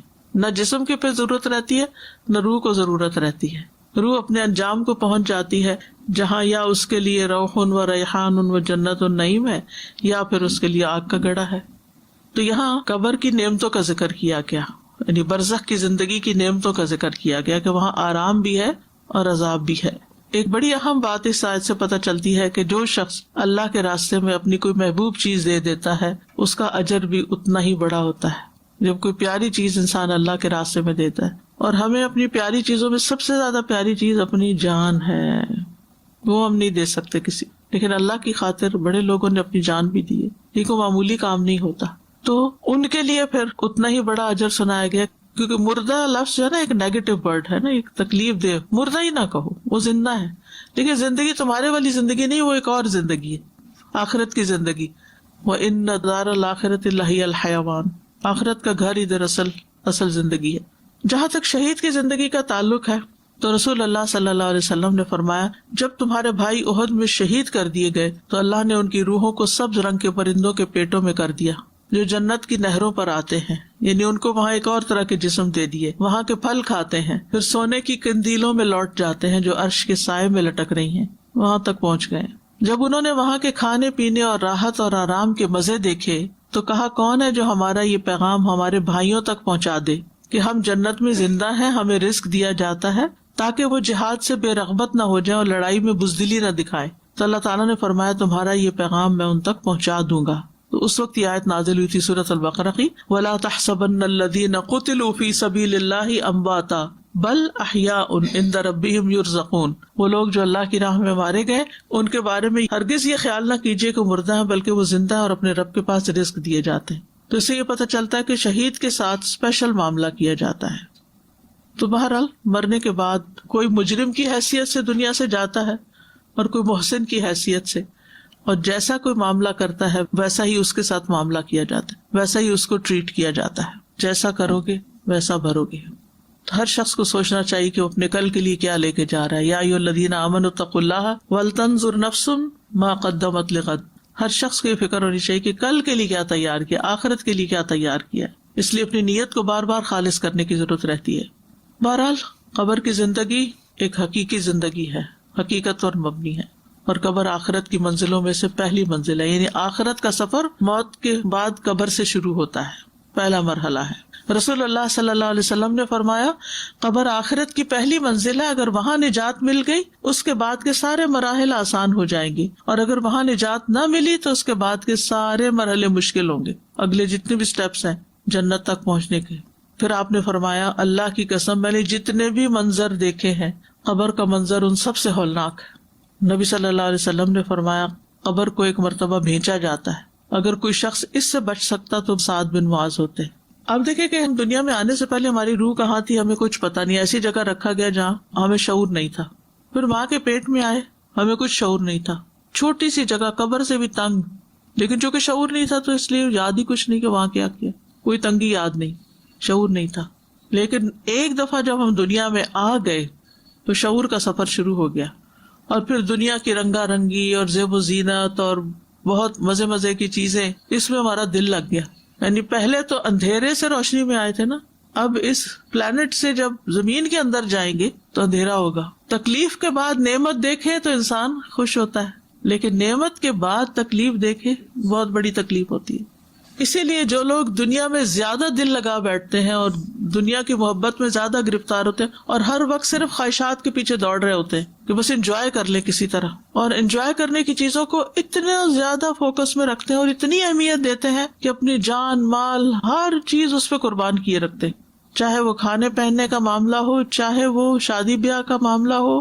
سب سے زیادہ ہماری جو توجہ ہوتی ہے یا شوق ہے ہمارے، وہ دنیا کی زیب و زینت ہے، تھوڑی ہے یا زیادہ فوکس اس کی طرف ہوتا ہے. اب خود سوچیں کہ جب ایک انسان اس رونق اور اس زیب و زینت کو چھوڑ کے جاتا ہے، یہ تو ایسے ہی ہے نا کہ جیسے کسی کو امریکہ سے نکال کے پاکستان کے کسی دور دراز گاؤں میں بھیج دیں، اس کے لیے رہنا بہت مشکل ہوگا. لیکن کچھ ایسے لوگ بھی ہوتے ہیں جو واقعی یہ رونقیں چھوڑ کے وہاں جاتے ہیں اور غریبوں کی مدد کرتے ہیں اور غریبوں کے ساتھ رہتے ہیں، اور ان کو مشکل نہیں لگتا کیونکہ انہوں نے ان رونقوں سے دل نہیں لگایا ہوتا. تو جتنا آپ دنیا میں زیادہ گھستے چلے جائیں گے اور دنیا کی رونقوں اور زینتوں میں زیادہ وقت لگائیں گے، قبر اتنی ہی وحشت ناک لگے گی، اتنا ہی زیادہ پریشانی کا معاملہ ہوگا، کیونکہ آپ سب کچھ چھوڑا ہے، اپنے دوست چھوڑا ہے، بہن بھائی رشتے دار عزیز سب چھوڑا ہے دنیا میں، مال و متاع چھوڑا ہے، گرم نرم بستر چھوڑا ہے، کپڑے چھوڑا ہے، مزے مزے کے کھانے پینے ہر چیز چھوڑا ہے. اب یہاں تو وہ سب کچھ نہیں ہے، وہاں تو وہی ملے گا جو عمل ساتھ لے کر آئے، عمل کی کرنسی ساتھ ہوگی، اس کے مطابق جو آپ ڈیزرو کرتے ہوں گے وہی مل جائے گا. تو بہرحال قبر اندھیری جگہ ہے. رسول اللہ صلی اللہ علیہ وسلم نے فرمایا یہ قبریں اپنے رہنے والوں پر اندھیرے سے بھری ہوئی ہیں، ٹوٹل ڈارکنیس ہے. اللہ ان کو میری نماز کی وجہ سے روشن کر دے گا، یعنی میری دعا کی وجہ سے. صلاۃ کا لفظ ہے لیکن یہ دعا کے معنوں میں استعمال ہوتا ہے، یعنی آپ دعا کرتے تھے، اور جیسا کہ پیچھے بھی ہم نے پڑھا کہ کوئی نماز ایسی نہیں ہوتی تھی جس میں آپ عذاب قبر سے پناہ نہ مانگے. پھر یہ بھی یاد رکھیے کہ قبر میں انسان کی عقل کو لوٹایا جاتا، ہوش و حواس بحال کیے جاتے ہیں. ایک تو نا کہ کسی اندھیری کوٹڑی میں آپ ہیں اور آپ سوئے میں ہیں تو کیا فرق پڑتا ہے آپ کہاں ہیں، لیکن اگر آپ کی آنکھ کھل جائے اور آپ اٹھ کے دیکھیں تو وہ پھر تکلیف دہ ہے. عبداللہ بن عمر کہتے ہیں ایک مرتبہ رسول اللہ صلی اللہ علیہ وسلم نے قبروں میں امتحان لینے والے فرشتوں کا تذکرہ کیا. عمر رضی اللہ عنہ کہنے لگے اے اللہ کے رسول، کیا اس وقت ہماری عقل لوٹا دی جائے گی؟ آپ نے فرمایا ہاں بالکل آج کی طرح سننے بولنے دیکھنے والے ہوگے قبر کے اندر. اس لیے ہم دیکھتے کہ صحابہ قبر سے بہت خوف کھاتے تھے. خاص طور پر حضرت عثمان کے بارے میں آتا ہے کہ جب کسی قبر کے پاس رکتے تو بہت روتے تھے. ہم بھی بعض اوقات قبرستان جاتے ہیں، یہ گزرتے ہیں، لیکن ہمارے تو کوئی آنسو نہیں آتے کیونکہ ہمیں پتہ ہی نہیں. جو جاہل انسان ہوتا ہے یا بے شعور انسان ہوتا ہے اس کو تو ڈر نہیں لگتا، اس کے اندر وہ خشیت نہیں ہوتی. صحابہ میں سے عمر بن العاص کہتے ہیں جب میرا انتقال ہو جائے تو میرے جنازے کے ساتھ نہ کوئی رونے والی ہو، یعنی کوئی عورت نہ جائے، نہ آگ ہو، کیونکہ وہاں وہ لوگ کینڈلز یعنی آگ لے کے جاتے تھے. اور اب بھی آپ دیکھیں کہ مارننگ کے لیے کینڈل جلائی جاتی ہیں. جب تم مجھے دفن کر دو تو مجھ پر مٹی ڈال دینا، اس کے بعد میری قبر کے ارد گرد اتنی دیر ٹھہرنا جتنی دیر میں اونٹ ذبح کر کے اس کا گوشت تقسیم کیا جاتا ہے، تاکہ تمہارے قرب سے کہ میرے آل اولاد ہے اوپر باہر مجھے انس رہے اور میں دیکھ لوں کہ میں اپنے رب کے فرشتوں کو کیا جواب دیتا ہوں. حضرت عائشہ فرماتی ہے میں نے عرض کیا اے اللہ کے رسول صلی اللہ علیہ وسلم، یہ امت اپنی قبروں میں آزمائی جاتی ہے تو میرا کیا حال ہوگا، میں تو ایک کمزور عورت ہوں. آپ نے فرمایا اللہ تعالیٰ ان لوگوں کو جو ایمان لائے ہیں قول ثابت کے ساتھ دنیا کی زندگی میں اور آخرت میں ثابت قدم رکھتا ہے. یعنی جو لوگ ایمان لاتے ہیں اللہ تعالیٰ ان کو لا الہ الا اللہ کی وجہ سے قبر کے اندر جما کے رکھے گا، وہ جواب دے پائیں گے. جتنا جس کا ایمان مضبوط ہوگا اتنی اس کے لیے آگے آسانی ہوگی. اب قبر میں دفنانے کے بعد 3 سوال پوچھے جائیں گے. اس پر ایک کتاب بھی ہے قبر کے 3 سوال، اور اس میں میں نے ساری یہ احادیث اکٹھی کروا دی تھی کہ ایک ہی جگہ پر بیٹھ کر انسان سارا کچھ دیکھ لے، پڑھ لے اور اس کو ریفرنس بھی سارے مل جائیں. اسی طرح مردہ جو ہے وہ قبر میں باہر والوں کی پاؤں کی آواز بھی سن رہا ہوتا ہے. برا بن عازب کہتے ہیں کہ ہم رسول اللہ صلی اللہ علیہ وسلم کے ساتھ ایک انصاری کے جنازے میں گئے. ہم قبر کے پاس پہنچے تو ابھی لحد تیار نہیں تھی. لحد کہتے ہیں بغلی قبر کو، گڑھا کھود کے پھر سائڈ سے کھودا جاتا ہے. تو رسول اللہ صلی اللہ علیہ وسلم بیٹھ گئے اور ہم بھی آپ کے ارد گرد بیٹھ گئے. گویا ہمارے سروں پہ پرندے بیٹھے ہوئے، اتنی چپ ہو گئی سب. آپ کے ہاتھ میں چھڑی تھی، آپ سے زمین کو رید رہے تھے. آپ نے سر اٹھایا اور فرمایا اللہ سے قبر کے عذاب سے پناہ مانگو، یعنی قبر کے عذاب کی امان مانگو. آپ نے 2 یا 3 بار یہی بات فرمائی اور فرمایا جب لوگ واپس جاتے ہیں یعنی میت کو دفنا کر تو میت ان کے قدموں کی آہٹ سن رہی ہوتی ہے، جبکہ اس سے پوچھا جا رہا ہوتا ہے کہ اے فلاں تیرا رب کون ہے، تیرا دین کیا ہے، تیرا نبی کون ہے. یعنی جب قبر میں لٹا کے قبر بند کر دی جاتی تو فرشتے آ کے اٹھا کے بٹھاتے ہیں. اب ہو سکتا ہے کہ آپ پوچھیں کہ بھئی وہاں تو مٹی اس کے اوپر تک ہوتی ہے تو وہ بیٹھتا کہاں ہے، اس کی جگہ کہاں ہے. یہ تو اللہ ہی جانتا ہے نا کہ اس کی کیفیت کیا ہوگی. ہم کیفیت نہیں بتا سکتے، لیکن چونکہ یہ بات احادیث میں بیان ہوئی ہے اس لیے ہمارا اس پر ایمان ہے. تو وہ جواب دیتا ہے جو مومن ہوتا ہے ربی اللہ دینی الاسلام، اور نبی صلی اللہ علیہ وسلم کے بارے میں کہتے ہیں رسول اللہ صلی اللہ علیہ وسلم. پھر وہ کہتے ہیں تجھے کیسے علم ہوا؟ وہ کہتا ہے میں نے اللہ کی کتاب پڑھی اور اس پر ایمان لایا اور اس کی تصدیق کی. یہ کتاب قبر میں بھی فائدہ دے گی. ابھی تعلیم القرآن شروع ہو رہا ہے نا، تو لوگ پوچھتے ہیں کیا فائدہ ہوگا اس کو پڑھ کے. تو قبر ایک حقیقت ہے اور یقینی چیز ہے جہاں ہم نے جانا ہے، تو یہ کتاب وہاں بھی فائدہ دے گی. پھر آسمان سے منادی کرنے والا کہتا ہے میرے بندے نے سچ کہا، اسے جنت کا بستر بچھا دو، اس کو جنت کا لباس پہنا دو، اس کے لیے جنت کی طرف سے دروازہ کھول دو. تو وہاں جنت کی طرف سے ہوائیں، راحتیں اور خوشبوئیں آنے لگتی ہیں اور اس کی قبر کو انتہائی وسیع کر دیا جاتا ہے اور اس کو کہا جاتا ہے اب تم سو جاؤ جیسے ایک دلہن سو جاتی ہے. یعنی بہت اعلیٰ درجے کی ٹریٹمنٹ کی جاتی ہے اس کے ساتھ، کیونکہ اس نے سارے جواب صحیح دیے، اس آزمائش اور فتنے سے باہر نکلا، ٹیسٹ پاس کر لیا. اس کے بعد کافر کا اور منافق کا ذکر کیا گیا. اس سے بھی یہ سوال ہوتے ہیں لیکن وہ جواب نہیں دے پاتا. وہ کہتا ہاں لا ادری، مجھے نہیں پتا. ان تینوں سوالوں کا جواب ہی دیتا ہے. تو کہا جاتا ہے اس نے جھوٹ کہا، اس کے لیے آگ کا بستر بچھاؤ، آگ کا لباس پہناؤ اور اس کے لیے دوزخ کی طرف دروازہ کھول دو. پھر اسے سخت تپش اور گرم ہوا آنے لگتی ہے، قبر تنگ کر دی جاتی ہے، اس کی پسلیاں ایک طرف سے دوسری طرف گھس جاتی ہیں. پھر ایک اندھا گنگا فرشتہ اس میں مقرر کر دیا جاتا ہے جس کے پاس لوہے کا بھاری گرز ہوتا ہے، اگر وہ پہاڑ پہ بھی مار دیا جائے تو پہاڑ بھی مٹی مٹی ہو جائے. پھر وہ اس کے ساتھ اس کو ایسی چوٹ مارتا ہے جس کی آواز جنوں اور انسانوں کے علاوہ مشرق اور مغرب کے درمیان ساری مخلوق سنتی ہے. پھر وہ مٹی ہو جاتا ہے، پھر دوبارہ اس میں روح لوٹائی جاتی ہے اور پھر دوبارہ وہ زندہ ہوتا ہے اور پھر مارا جاتا ہے. اور یہ عذاب اس کو قیامت تک ہوتا رہے گا. اللہ تعالیٰ بچا کے رکھے. قبر میں عذاب کے علاوہ نعمتیں بھی ہیں. مومن کو موت کے وقت اللہ کی رضامندی اور عزت ملنے کی خوشخبری دی جاتی ہے. مومن کے لیے قبر روشن اور وسیع ہو جاتی ہے، سبزے سے بھر دی جاتی، یعنی گرینری اس کو پھر نظر آتی ہے. نیک اعمال اس کی قبر کی تنہائی کو دور کر دیتے ہیں. یعنی ویسے تو قبر میں اکیلے ہوتا ہے انسان، لیکن نیک اعمال جو ہیں وہ اس کی تنہائی دور کر دیتے ہیں. وہاں مسند احمد میں آتا ہے قبر میں مومن کے پاس خوبصورت لباس، انتہائی عمدہ خوشبو والا ایک آدمی آتا ہے. کہتا ہے ابشر بالذی یسرک ھذا یومک الذی کنت توعد. اس چیز کی خوشخبری پاؤ جو تمہیں خوش کرے گی، یہ وہی دن ہے جس کا تم کو وعدہ دیا جاتا تھا.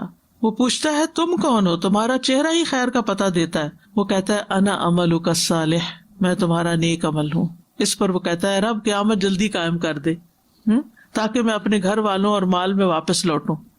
اس سے بھی پتہ چلتا ہے نا کہ اگر دنیا میں انسان اکیلے ہونے سے گھبراتا نہیں ہے، اللہ کے ذکر میں اس کا دل لگ جاتا ہے، وہ اچھی باتوں میں، کچھ سیکھنے میں، کچھ سکھانے میں، تو قبر کی تنہائی بھی پھر اس کو نہیں کاٹے گی انشاءاللہ، کیونکہ اس نے دنیا میں اپنے لیے انف اعمال اکٹھے کر لیے جو اس کے ساتھی بنے. پھر اس کے لیے جنت کی طرف سے دروازہ کھولا جاتا ہے، اس کی خوشی اور سرور میں اضافہ ہو جاتا ہے. پھر اسی طرح کچھ لوگوں کو رزق بھی دیا جاتا ہے. رسول اللہ صلی اللہ علیہ وسلم قبر کے گڑھے کے کنارے ایک مرتبہ بیٹھ گئے ایک انصاری کے جنازے میں. قبر کھودنے والے کو تلقین کرنے لگے سر کی جانب سے کھلا کرو قبر کو اور دونوں پاؤں کی طرف سے بھی اس کو کھلا کر دو، اس کے لیے جنت میں انگور کے بہت سے خوشے. تو اعمال ہی کا بدلہ ہے نا. اسی طرح مومن جب اپنی قبر کی کشادگی کو دیکھتا ہے اور اس کو تو اتنا کچھ مل گیا، اس کی قبر باغ بن گئی، تو وہ کہتا ہے مجھے چھوڑو، میں گھر والوں کو خوشخبری سنا دوں کہ میں ٹھیک ہوں بالکل. لیکن اسے اجازت نہیں ملتی اور کہا جاتا تم آرام سے یہاں رہو، کیونکہ اللہ تعالیٰ نے یہ حقیقتیں غیب میں رکھی، ہمیں نہیں پتا ان کی حقیقت کیا ہے. اور مومن کو تو سلا دیا جاتا ہے وہاں آرام کرو، اب دنیا میں بہت کام کر لیا. نبی صلی اللہ علیہ وسلم نے فرمایا قبر میں 70 گز فراخی کر دی جاتی ہے، پھر اس کے لیے اس میں روشنی کر دی جاتی ہے، پھر اسے کہا جاتا ہے سو جاؤ. تو وہ کہتا ہے میں اپنے گھر والوں کی طرف لوٹ جاؤں تاکہ میں انہیں خبر دوں. تو وہ دونوں فرشتے کہتے ہیں اس دلہن کی طرح سو جاؤ جسے کوئی نہیں جگاتا مگر وہ جو اس کو سب سے زیادہ پیارا ہوتا ہے، یہاں تک کہ اللہ اسے اس کی خوابگاہ سے اٹھائے گا. یعنی اللہ تعالیٰ ہی اب اس کو اٹھائے گا، اب واپسی کا کوئی راستہ نہیں. لیکن برے انسان جو ہیں ان کی بہت شامت آئے گی اور وہ کوئی فریاد کو نہیں پہنچے گا جن کے پاس نیک عمل نہ ہو. حتیٰ کہ جب انسان کا جنازہ جا رہا ہوتا ہے نا تو برا انسان جو ہوتا ہے اس وقت بھی رو رہا ہوتا ہے اور کہہ رہا ہوتا ہے کہ مجھے کدھر لے کے جا رہے ہو، کیونکہ اس کو پہلے سے بتا دیا جاتا ہے کہ تمہارا انجام اچھا نہیں ہے، ہائے بربادی، تم اسے کہاں لے جا رہے ہو. اور یہ آواز بھی انسان کے علاوہ باقی مخلوق سن رہی ہوتی ہے. اگر انسان سن لے تو بے ہوش ہو جائے، برداشت نہ کر سکے. اور برے انسان کے پاس جو اس کے اعمال ہیں، بدصورت گندے کپڑوں والا ایک آدمی آتا ہے. آپ دیکھیں کہ اگر آپ کے ساتھ بھی کوئی بیٹھ جائے نا جو نہایا نہ ہو اور یا اس کے کپڑے گندے ہوں، یا کوئی کچن سے نکل کر آیا ہو بغیر کپڑے چینج کیے، یا پسینے میں ہو کوئی، کیسا دل گھبراتا ہے، انسان بیٹھ نہیں سکتا وہاں. تو یہ قبر میں اس کا ساتھی بن جاتا ہے جو برے اعمال کرنے والا. جھوٹ، غیبت، چغلی، فتنہ فساد، دوسروں کو اذیت دینا، یہ ساری چیزیں وہاں پر اس کے لیے اذیت کا باعث بن جائیں گی. نبی صلی اللہ علیہ وسلم نے فرمایا کیا تم جانتے ہو کہ یہ آیت فَإِنَّ لَهُ مَعِيشَةً ضَنْكَ وَنَحْشُرُهُ يَوْمَ الْقِيَامَةِ أَعْمَىٰ، یہ کس کے بارے میں نازل ہوئی؟ تمہیں معلوم ہے کہ تنگ حالی کیا ہے؟ انہوں نے عرض کیا اللہ اور اس کا رسول ہی بہتر جانتے ہیں. آپ نے فرمایا کافر کا اس کی قبر میں عذاب سے دوچار ہونا ہے. اس ذات کی قسم جس کے ہاتھ میں میری جان ہے، اس پر 99 سانپ مسلط کر دیے جاتے ہیں. تو قبر میں کیڑے مکوڑے اور سانپ بھی ہوتے ہیں. کچھ لوگ عذاب قبر سے محفوظ رہیں گے، جیسے شہید ہونے والا، سورۃ الملک پڑھنے والا، پیٹ کے مرض میں فوت ہونے والا، سرحدوں کی حفاظت کرنے والا، جمعہ کے دن یا رات کو فوت ہونے والا. جمعہ کی رات ایک دن پہلے آتی ہے جمعے سے اور مغرب کے ساتھ شروع ہو جاتی. تو اس کے برعکس عذاب قبر پانے والے جو ہیں اس میں کفر اور نفاق والے لوگ ہیں، مشرک. نبی صلی اللہ علیہ وسلم اپنے گدھے پہ سوار ہو کر بنو نجار کے باغ میں جا رہے تھے.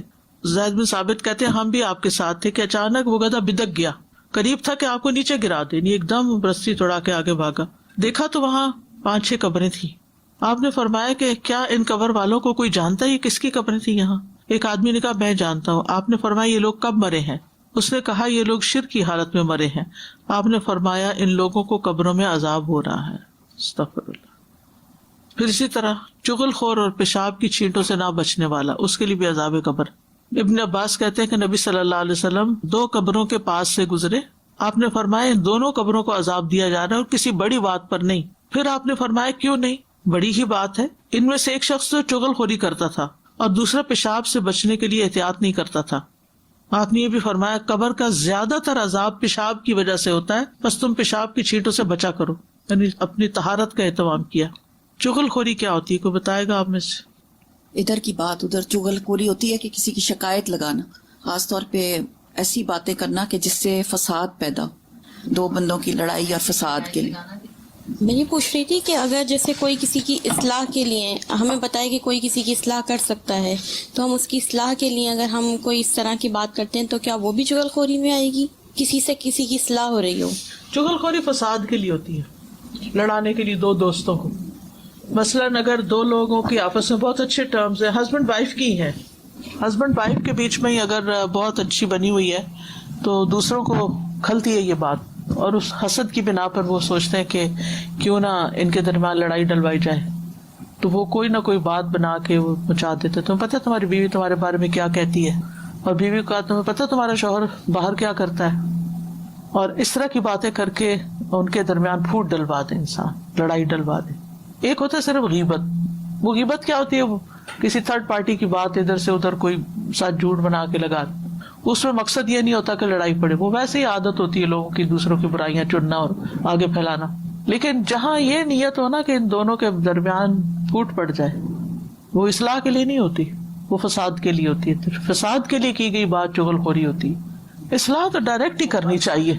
بہت سی خرابیوں سے انسان بچ جاتا ہے اگر انسان ادھر کی بات ادھر کی ادھر سے وہ گھما پھرا کے پتہ نہیں کس طرح، جس کے ساتھ معاملہ ہے اس کے ساتھ ڈائریکٹ بات کر لی جائے اور اللہ سے دعا کیا کرے کہ اللہ تعالیٰ مجھے جرأت عطا کر کہ میں جس کے اندر کوئی خرابی دیکھوں اسی کو بتاؤں بجائے اس کے کہ کسی اور کو بتاؤں. ٹھیک ہے نا؟ اس سے بہت ساری مشکلات سے انسان بچ جاتا ہے. اللہ یہ کہ اس کو سمجھ نہیں آ رہی کہ وہ کیا طریقہ اختیار کرے. تو مشورے کے لیے کسی سے انسان بات کر سکتا ہے، لیکن ایسی خواہ مخواہ میں باتیں نہیں کرنی چاہیے. سیف سائڈ دوسری چیز جو عذاب قبر کا باعث بنتی ہے وہ پیشاب کی چھینٹیں ہیں. پیشاب کی چھینٹوں سے بچنا چاہیے اور اس کے لیے استنجا بھی کرنا چاہیے، کیونکہ کچھ لوگ صرف ٹیشو صاف کر کے اٹھ جاتے ہیں تو پیشاب جسم کو لگا رہ جاتا ہے، تو وہ کافی نہیں ہے. پھر اسی طرح خیانت کرنے والا جو ہے، استغفر اللہ، یعنی اللہ کے مال میں سے کچھ چیز چرا لینا. نبی صلی اللہ علیہ وسلم کا ایک غلام تھا، مدعم اس کا نام تھا. جب وہ خیبر فتح ہوا تو بہت سے مال غنیمت میں باغات تھے اور گائے، اونٹ اور اس طرح کی چیزیں جو زرعی زمینیں وغیرہ تھی. تو لوگ نبی صلی اللہ علیہ وسلم کے ساتھ واپس لوٹے وادی القرا کی طرف، تو آپ کا غلام ساتھ تھا. تو اس دوران جب نبی صلی اللہ علیہ وسلم کا کجاوا اتار رہا تھا وہ، تو ایک تیر آ کے اس کو لگا. تو لوگوں نے کہا شہادت مبارک ہو اس کو. آپ نے فرمایا ہرگز نہیں، اس ذات کی قسم جس کے ہاتھ میں میری جان ہے، جو چادر اس نے خیبر کے دن تقسیم ہونے سے پہلے مال غنیمت سے چرائی تھی، وہ اس پہ آگ کا شعلہ بن کے بھڑک رہی ہے. یہ بات سن کے ایک آدمی 2 تسمے لے کے نبی صلی اللہ علیہ وسلم کی خدمت میں حاضر ہو گیا. کہنے لگا یہ چیز میں نے اٹھائی تھی. آپ نے فرمایا یہ بھی آگ کا ایک یا 2 تسمے بنتے ہیں. تو اللہ کے مال کی حفاظت بھی کرنی چاہیے اور اس میں سے کچھ چرانا نہیں چاہیے. پھر جھوٹ بولنے والا، نبی صلی اللہ علیہ وسلم کو خواب میں دکھایا گیا تھا کہ ایک شخص کی باچھ چیری جا رہی تھی، کیونکہ وہ بہت ہی جھوٹا تھا. ایک جھوٹی بات کرتا، اس سے وہ جھوٹ نقل کیا جاتا، یہاں تک کہ دنیا کے کونے کونے میں پہنچ جاتا. قیامت تک اس کو یہی سزا ملتی رہے گی. پہلے زمانے میں تو یہ جھوٹ کونے کونے تک پہنچانا بڑا مشکل تھا، لیکن آج آپ ایک جھوٹی بات کر دیں، استغفر اللہ، اور وہ اس طرح پھیلتی ہے جنگل کی آگ کی طرح. تو اس لیے بہت احتیاط کی ضرورت ہے. غلط بیانی نہیں کرنی چاہیے، خاص طور پہ سوشل میڈیا پر. باقاعدہ لوگ ویڈیو بنانے بیٹھ جاتے ہیں، جھوٹی خبریں. کل میرا ایک پروگرام تھا ریڈیو اسٹیشن پر، تو بعد میں بات چیت ہو رہی تھی، تو میں ان سے ایسے اپنی انفارمیشن کے لیے پوچھ رہی تھی کہ آپ لوگ خبریں کہاں سے لیتے ہیں. تو انہوں نے بتایا کہ ہم نے واشنگٹن پوسٹ کی سبسکرپشن لی ہوئی ہے، فلاں فلاں جگہ کی، لیکن ہم فلاں کنٹری سے کوئی خبر نہیں لیتے، کیونکہ وہاں پر اکثر خبریں فیبریکیٹڈ ہوتی ہیں، جھوٹ ہوتی ہیں. ایک جھوٹ عام 1 on 1 کسی کے ساتھ جھوٹ بولنا ہے وہ بھی غلط ہے، لیکن ایک جھوٹ پوری قوم کے ساتھ بولنا اور پھر اس کا خبروں میں، اخباروں میں چھپ جانا اور بندے بندے کا پڑھنا یا ٹیلی ویژن پہ نشر ہونا، افسوس کے ساتھ یہ مسلمانوں کا کردار ہو گیا آج. یعنی دوسرے کے بارے میں جھوٹا پروپیگنڈا شروع کر دے، بغیر تحقیق کے باتیں آگے پہنچانا. اس میں تو بہت کم لوگوں کو میں نے دیکھا ہے جو بچے ہوئے ہیں. اچھا بعض اوقات کیا ہوتا ہے کہ اوپر ٹائٹل کچھ اور دیا ہوتا ہے صرف یعنی لوگوں کے اٹینشن گریب کرنے کے لیے، اور نیچے بالکل کچھ اور ہوتا ہے. تو یہ بھی ایک جھوٹی دعوت ہے نا، یعنی جھوٹ بولا آپ نے، یہ جو آپ اوپر کہہ رہے ہیں غلط بیانی کی اندر کیا ہے. پھر اسی طرح بے جا باتیں کرنے والا، نبی صلی اللہ علیہ وسلم نے فرمایا جب کوئی مرنے والا مرتا ہے اور اس پر رونے والا کھڑا ہو اور کہے کہ اے میرے پہاڑ یا با جبل ہو، یعنی ایک ان کا طریقہ تھا کسی کو بڑا بنانے کا نا، جیسے کہتے ہیں آئرن وومن، اور یعنی پہاڑ جیسا حوصلہ، اور فلاں اے میرے سردار، یہ اس طرح کے کوئی اور الفاظ اس کے بارے میں کہے میت کے بارے میں، تو میت پر 2 فرشتے مقرر کیے جاتے ہیں جو اس کے سینے پہ گھونسے مارتے ہیں اور پوچھتے ہیں تم ایسے ہی تھے. جھوٹی تعریفیں بھی نہیں کرنی چاہیے. یہ جو ہم پڑھتے ہیں نا کہ میت کے بارے میں اچھی تعریف کرو تاکہ گواہی اچھی ہو، تو جھوٹی بھی نہ کرو، جو وہ نہیں ہے وہ بھی نہ کرو، کیونکہ اس کو ثواب نہیں ملنا، الٹا اس کو سزا ملنی ہے. پھر اسی طرح علم حاصل کرنے کے بعد مرتد ہونے والا. حضرت انس کہتے ہیں کہ ایک شخص پہلے عیسائی تھا، پھر مسلمان ہو گیا، اس نے سورۃ البقرہ اور آل عمران پڑھی، وہ نبی صلی اللہ علیہ وسلم کا کاتب بن گیا، پھر مرتد ہو کر دوبارہ عیسائی بن گیا. کہنے لگا جو کچھ میں نے لکھ کے دیا ہے وہ میں نے لکھا ہے، اس کے سوا محمد کو کچھ بھی معلوم نہیں صلی اللہ علیہ وسلم. تو اللہ نے اس کو موت دے دی، لوگوں نے اسے دفن کیا. صبح ہوئی تو وہ زمین سے باہر پھینکا ہوا تھا. لوگوں نے کہا کہ یہ محمد صلی اللہ علیہ وسلم کے ساتھیوں کا کام ہے، چونکہ ان کا دین چھوڑا تو اس لیے. انہوں نے پھر دوبارہ اس کو دفن کیا، اس زیادہ گہری قبر کھودی. صبح ہوئی تو پھر وہ باہر تھا، پھر تیسری دفعہ پھر ایسے ہی کیا. اب یہ کہ اس کے بعد وہ سمجھ گئے کہ یہ کسی انسان کا کام نہیں ہے، یہ اللہ کی طرف سے ہو رہا ہے کہ زمین اس کو نہیں پناہ دے رہی. اب قبر کے عذاب کے علاوہ فتنہ دجال جو ہے ایک بہت بڑا فتنہ ہے، جو زمین کا سب سے بڑا فتنہ ہے. نبی صلی اللہ علیہ وسلم نے فرمایا حضرت آدم کی پیدائش سے لے کر قیامت کے درمیانی وقفے میں دجال سے زیادہ کوئی بڑا واقعہ پیش نہیں آیا. ہر نبی نے دجال سے ڈرایا. پھر یہ کہ جب دجال آ جائے گا تو اس کے بعد ایمان لانا کسی کو فائدہ نہیں دے گا. رسول اللہ صلی اللہ علیہ وسلم فرمایا دجال میری امت میں نکلے گا، یعنی آپ کی امت اس وقت ہوگی دنیا میں جب دجال سامنے آئے گا. مکہ اور مدینہ کے سوا پوری دنیا میں یہ فتنہ پھیل جائے گا. دجال داہنی آنکھ سے کانا ہوگا، اس کی آنکھ پھولے ہوئے انگور کی طرح ہوگی، گھنے بالوں والا ہوگا، اس کی دونوں آنکھوں کے درمیان کاف فا را لکھا ہوا ہوگا. وہ دن بڑے سخت دن ہوں گے جب دجال آئے گا. حضرت عائشہ کہتی ہے کہ ایک مرتبہ رسول اللہ صلی اللہ علیہ وسلم نے خروج دجال کے موقع پر پیش آنے والی تکالیف کا ذکر کیا. میں نے پوچھا اے اللہ کے رسول اس دن اہل عرب کہاں ہوں گے؟ فرمایا اے عائشہ اس زمانے میں اہل عرب بہت تھوڑے ہوں گے. میں نے پوچھا ایمان والوں کا کھانا کیا ہوگا؟ فرمایا جو فرشتوں کا ہوتا ہے، تسبیح، تکبیر، تحمید، تحلیل، یعنی سبحان اللہ والحمد للہ ولا الہ الا اللہ واللہ اکبر. میں نے پوچھا ان دنوں کون سا مال بہتر ہوگا؟ نبی صلی اللہ علیہ وسلم نے فرمایا وہ طاقتور غلام جو اپنے مالک کو پانی پلا سکے. رہا کھانا تو وہ تو ہوگا ہی نہیں، یعنی کھانے کے لیے کوئی چیز نہیں بچے گی. اللہ تعالیٰ اس فتنے سے محفوظ رکھے. آپ صلی اللہ علیہ وسلم نے یہ بھی فرمایا تمہارے بعد ایک گمراہ کن کذاب آئے گا، اس کے سر کے پچھلے حصے میں شکنیں بنی ہوئی ہوگی گھنگرالے بالوں کی وجہ سے. آپ نے یہ 3 بار فرمایا پہچان کرانے کے لیے کہ امت پہچان جائے اور اس کی باتوں میں نہ آئے.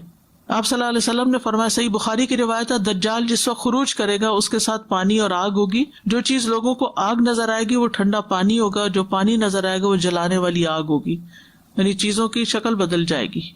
تم میں سے جو شخص اسے پائے اسے چاہیے کہ آگ دینے والی چیز میں غوطہ لگائے کیونکہ میٹھا اور ٹھنڈا پانی ہوگا. آپ صلی اللہ علیہ وسلم نے یہ بھی فرمایا کہ تمہارے بعد یہ گمراہ کن کذاب آئے گا جس کے سر میں پیچھے سے شکنیں بنی ہوگی اور وہ یہ دعویٰ کرے گا کہ میں تمہارا رب ہوں. یعنی اصل فتنہ کیا ہے کہ وہ رب ہونے کا دعویٰ کرے گا. تو جو شخص یہ کہہ دے لست ربنا، تم نہیں ہو ہمارے رب، لیکن ربنا اللہ، ہمارا رب تو اللہ ہے، علیہ توکلنا، اس پر ہم نے توکل کیا، وإلیہ انبنا، اسی کی طرف ہم نے رجوع کیا، نعوذ باللہ من شرک، ہم تیرے شر سے اللہ کی پناہ میں اپنے آپ کو دیتے ہیں. یعنی جو رد چاہیے ہوگی اس کو رد کرنے کے لیے. اس سلسلے میں جو دعائیں نبی صلی اللہ علیہ وسلم نے سکھائیں، نبی صلی اللہ علیہ وسلم ہر نماز کے بعد یہ دعا پڑھا کرتے تھے، اللہم انی اعوذ بک من عذاب القبر واعوذ بک من فتنۃ المسیح الدجال واعوذ بک من فتنۃ المحیا وفتنۃ الممات اللہم انی اعوذ بک من المأثم والمغرم. حضرت عائشہ فرماتی ہے کہ میں نے رسول اللہ صلی اللہ علیہ وسلم کو نماز کے اندر دجال کے فتنے سے پناہ مانگتے سنا. جہاں ربی جلنی پڑھتے ہیں نا اس ٹائم پر رسول اللہ صلی اللہ علیہ وسلم نے فرمایا جب تم میں سے کوئی تشہد پڑھ کر فارغ ہو، اتحیات پڑھ لیا، درود شریف پڑھ لیا، تو 4 چیزوں سے اللہ کی پناہ مانگے، جہنم کے عذاب سے، قبر کے عذاب سے، زندگی اور موت کے فتنے سے، اور مسیح الدجال کے شر سے. یہ پناہ مانگنا نماز کا حصہ ہے ایک طرح سے. آپ صلی اللہ علیہ وسلم صحابہ کو یہ دعا اس طرح سکھاتے تھے جیسے قرآن کی کوئی سورت سکھاتے ہیں. اور بعض علماء تو یہ کہتے ہیں کہ اگر یہ دعا نہ پڑھی جائے تو نماز ہی پوری نہیں ہوتی، یعنی نماز انکمپلیٹ رہتی ہے. پھر ایک اور دعا ہے، اللہم انی اعوذ بک من البخل واعوذ بک من الجبن واعوذ بک ان ارد الی ارذل الامور واعوذ بک من فتنۃ الدنیا واعوذ بک من عذاب القبر. اے اللہ میں تیری پناہ میں آتا ہوں بخل سے، اور میں تیری پناہ میں آتا ہوں بزدلی سے، اور میں تیری پناہ میں آتا ہوں کہ میں ناکارہ عمر میں پہنچا دیا جاؤں، اور میں تیری پناہ میں آتا ہوں دنیا کی آزمائش سے اور قبر کے عذاب سے. صحابہ اپنے بچوں کو یہ دعا سکھایا کرتے تھے. ایک اور دعا ہے، اللہم انی اعوذ بک من فتنۃ النار وعذاب النار وفتنۃ القبر وعذاب القبر ومن شر فتنۃ الغنی ومن شر فتنۃ الفقر واعوذ بک من شر فتنۃ المسیح الدجال. اے اللہ بے شک میں تیری پناہ میں آتا ہوں آگ کے فتنے سے اور آگ کے عذاب سے، قبر کے فتنے سے اور قبر کے عذاب سے، اور غنا یعنی امیر ہونے کی آزمائش کے شر سے، اور فقر کی آزمائش کی شر سے. یعنی دونوں ایکسٹریم پر ہو تو بہت مشکل ہوتا ہے. اور میں تیری پناہ میں آتا ہوں جھوٹے مسیح کے فتنے کی برائی سے، یعنی مسیح الدجال کے فتنے سے. ایک اور دعا ہے، اللہم رب جبرائیل و میکائیل و رب اسرافیل اعوذ بک من حر النار ومن عذاب القبر. اے اللہ جبرائیل اور میکائیل کے رب اور اسرافیل کے رب، میں تیری پناہ لیتا ہوں آگ کی تپش سے اور قبر کے عذاب سے. صحیح بخاری کی ایک اور روایت ہے، اللہم انی اعوذ بک من الکسل والحرم والمأثم والمغرم ومن فتنۃ القبر وعذاب القبر ومن فتنۃ النار وعذاب النار. اے اللہ یقیناً میں تیری پناہ لیتا ہوں سستی سے بچنے کے لیے، بہت زیادہ بڑھاپے سے، گناہ سے، قرض سے، قبر کی آزمائش سے، قبر کے عذاب سے، اور آگ کی آزمائش سے اور آگ کے عذاب سے. پھر ہے اللہم انی اعوذ بک من الکفر والفقر وعذاب القبر. اے اللہ بے شک میں تیری پناہ لیتا ہوں کفر سے اور فقر سے اور قبر کے عذاب سے. اللہ سبحانہ وتعالی ہم سب کو اس سے محفوظ رکھے. استاد وہ عذاب کے بارے میں پوچھنا تھا کہ روح نہیں مرتی، جسم مر جاتا ہے، تو جسم جو قبر میں رہتی ہے تو جو عذاب صبح شام ہوتی ہے تو لا کے مطلب روح سے جسم کو ملایا جاتا ہے. جی وہ طریقہ کیا ہوتا ہے ملانے کا وہ تو اللہ ہی جانتا ہے، لیکن صحیح عقیدہ یہی ہے کہ دونوں پہ ہوتا ہے عذاب. کیونکہ لین سجین میں تو چلے گئے، ایک یہ باڈی یہاں ہے تو پھر روز سزا کا جیسے سلسلہ. سورج آسمان پہ اور اس کا کنیکشن ہمارے ساتھ بھی ہوتا ہے. ہاں جی، ریز ہم تک بھی پہنچ رہی ہوتی، دھوپ لگتی ہے ہمیں. استاذہ میرا یہ کوشچن ہے کہ جیسے ہم آج کل سن رہے ہیں کہ مسیح دجال کے فتنے سے مطلب یہ بہت سنتے آ رہے ہیں، بٹ آئی فیل کہ آپ کو لگتا ہے کہ وہ بہت قریب ہے، like with in few years, کیونکہ کچھ بہت ڈر لگتا ہے سوچ کے. کچھ بھی نہیں کہہ سکتے کیونکہ یہ بھی غیب سے تعلق رکھتا ہے معاملہ، اللہ ہی بہتر جانتا ہے. تازہ میرا ایک سوال تھا کہ جیسے کوئی مکمل تو خدا کی ذات ہے، جیسے ہمیں معلوم ہے ہم غلطیاں بھی کرتے ہیں، جیسے کوئی ایک خوبی کسی میں ہے، لائک ہر چیز تو ہر ایک میں نہیں ہو سکتی، جیسے کوئی قرض نہیں لیتا کبھی بھی یا قرض ادا کر دیتا ہے، یا ایک آدمی ہے کہ جو بری عادات کا مالک ہو لیکن اس میں دوسری خوبیاں بہت زیادہ ہیں، تو اس کو کیسے؟ تو اللہ تعالیٰ ہی پھر فیصلہ کرے گا کہ کیا چیز زیادہ ویٹ رکھتی ہے اور جو چیز چھوڑی ہے وہ کتنی امپورٹنٹ سی جو اس نے چھوڑ دی. مطلب ایک شخص ہے جو اپنے ماں باپ کی، بہن بھائیوں کے حقوق العباد کی بے پناہ حفاظت کرتا ہے، اپنی رسپانسبلٹیز، لیکن آن دی ادر سائڈ اس کے اندر کچھ خامیاں بھی ہیں جو کہ دور نہیں کرنا چاہتا. بس انسان کو توبہ تو کرتے ہی رہنا چاہیے، کیونکہ بعض اوقات ایک بات انسان کی پکڑ کا باعث ہو سکتی ہے، اور بعض اوقات اللہ تعالیٰ بڑے بڑے گناہ معاف کر دیتا ہے. ایٹ دا سیم ٹائم جیسے وہ کسی کو بھی تکلیف نہیں پہنچاتا اپنی کسی بھی جیسچر سے یا کسی سے بھی. بس اس معاملہ تو اللہ تعالیٰ کے ہاتھ میں ہے. وہ بار بار آتا ہے نا، یغفر لمن یشاء ویعذب من یشاء، جس کو چاہے گا معاف کر دے گا، جس کو چاہے گا سزا دے گا. استاذہ جب آپ بتا رہے تھے نا کہ ضروری نہیں ہے کہ آگ نظر ہی آئے اور پھر ہی عذاب ہو رہا ہو، اور تو اس سے مجھے یاد آ رہا تھا کہ جل ویسے بھی سکتا ہے آگ کے بغیر بھی، جیسے اسٹیم ہوتی ہے تو ہم جب پانی گرم کرتے ہیں اور کیٹل سے نکل رہا ہوتا ہے، تھوڑے دنوں پہلے مجھے یہ اسٹیم لگی تو ود ان سیکنڈز یعنی اسکن برن ہو گئی، اور نہ آگ تھی نہ کچھ تھا، تو I was feeling microwave میں بھی. تو اس طرح سے اسٹیم جو ہے وہ نظر نہیں آتی کہ یہ آگ ہے یا فلیم ہے جس سے ہم ڈریں. سن برن جو ہوتا ہے، پھر سن برن ہوتا ہے، اور پھر وہ برن بھی اتنا ہوتا ہے کہ اس وقت برداشت نہیں ہو رہا ہوتا. تو یہ کیسے برداشت کر سکیں گے؟ یہ جو اللہ، ہم سب کو اپنی اصلاح کی بہت ضرورت ہے. ہم کسی دھوکے میں نہ رہ جائیں کہ ہم سب ٹھیک کر رہے ہیں، ڈرتے رہنا چاہیے اللہ سے. سادہ جی سوال ہے آن لائن، جی کہہ رہے ہیں کہ برزخ کے لوگ کیا ہمیں دیکھ سکتے ہیں؟ نہیں، برزخ کا لفظ ہے ہی پردے سے، ہمارے اور ان کے بیچ میں ایک آڑ ہے، نہ ہم ان کو دیکھ سکتے ہیں نہ وہ ہمیں دیکھ سکتے. وہ نہیں آتا کہ وہ لوٹ کے جانا چاہے گا تو اس کو کہہ رہے نہیں. ہاں خواب میں ہم ان کو دیکھ لیتے ہیں، ہمیں نہیں پتا کہ وہ ہمیں دیکھ سکتے کہ نہیں. کیونکہ ایک اور حدیث سے یہ پتا چلتا ہے کہ جب کوئی فوت ہو کے جاتا ہے دنیا سے تو جو نیک ہوتا ہے وہ نیک لوگوں سے جا کے ملتا ہے، تو وہ پوچھتے ہیں فلاں کدھر ہے، فلاں کا کیا حال ہے، تو وہ کہتے ہیں وہ تو مجھ سے پہلے آ چکا ہے یہاں. تو کہتی یہاں نہیں پہنچا، کہ نہیں یہاں تو نہیں آیا. تو پھر وہ پریشان ہو جاتا ہے کہ وہ پھر اس سجین میں چلا گیا ہے، اس کی روح دوسری طرف بھیج دی گئی ہے قید خانے میں. دوسرا سوال یہی تھا کہ کیا مرنے کے بعد لوگ برزخ میں ایک دوسرے سے ملیں گے؟ ہاں جی ملیں گے. جو نیک لوگ ہوں گے وہ تو خوشیوں کے ساتھ ملیں گے، اور جو برے ہوں گے وہ پھر منہ ہی چھپائیں گے. یعنی روح ہماری کہاں ہوتی ہے یہ ہمیں بھی نہیں پتا نا. یسألونک عن الروح قل الروح من امر ربی وما اوتیتم من العلم الا قلیلا. لوگ آپ سے روح کے بارے میں پوچھتے ہیں، کہہ دیجئے روح میرے رب کا امر ہے، حکم ہے، اور تم علم میں سے بہت کم دیے گئے. یعنی روح کے بارے میں ہمیں نہیں پتا ہوتا کہ جب ہمارے جسم سے رات کو سوتے وقت نکلتی ہے تو وہ کہاں جا کے ملتی ہے، یہ نہیں سمجھ آتی، یہ بتایا نہیں گیا. بعض اوقات تو اتنے ایکوریٹ وہ بات کر رہے ہوتے ہیں، جیسے اس دن کلاس میں بھی بات ہو رہی تھی کہ وہ انسٹرکشن دیتے ہیں باقاعدہ. کچھ لوگ اپنے قرض کی ادائیگی کا بتاتے ہیں، کچھ کسی چیز کی، حتیٰ کہ کسی نے مجھے یہ بتایا کہ ان کی کوئی چیز ان کو نہیں مل رہی تھی تو انہیں کو پتا تھی، تو انہوں نے خواب میں آ کے بتایا کہ فلاں جگہ ہے. آج کے لیے اتنا ہی کافی ہے. وآخر دعوانا ان الحمد للہ رب العالمین.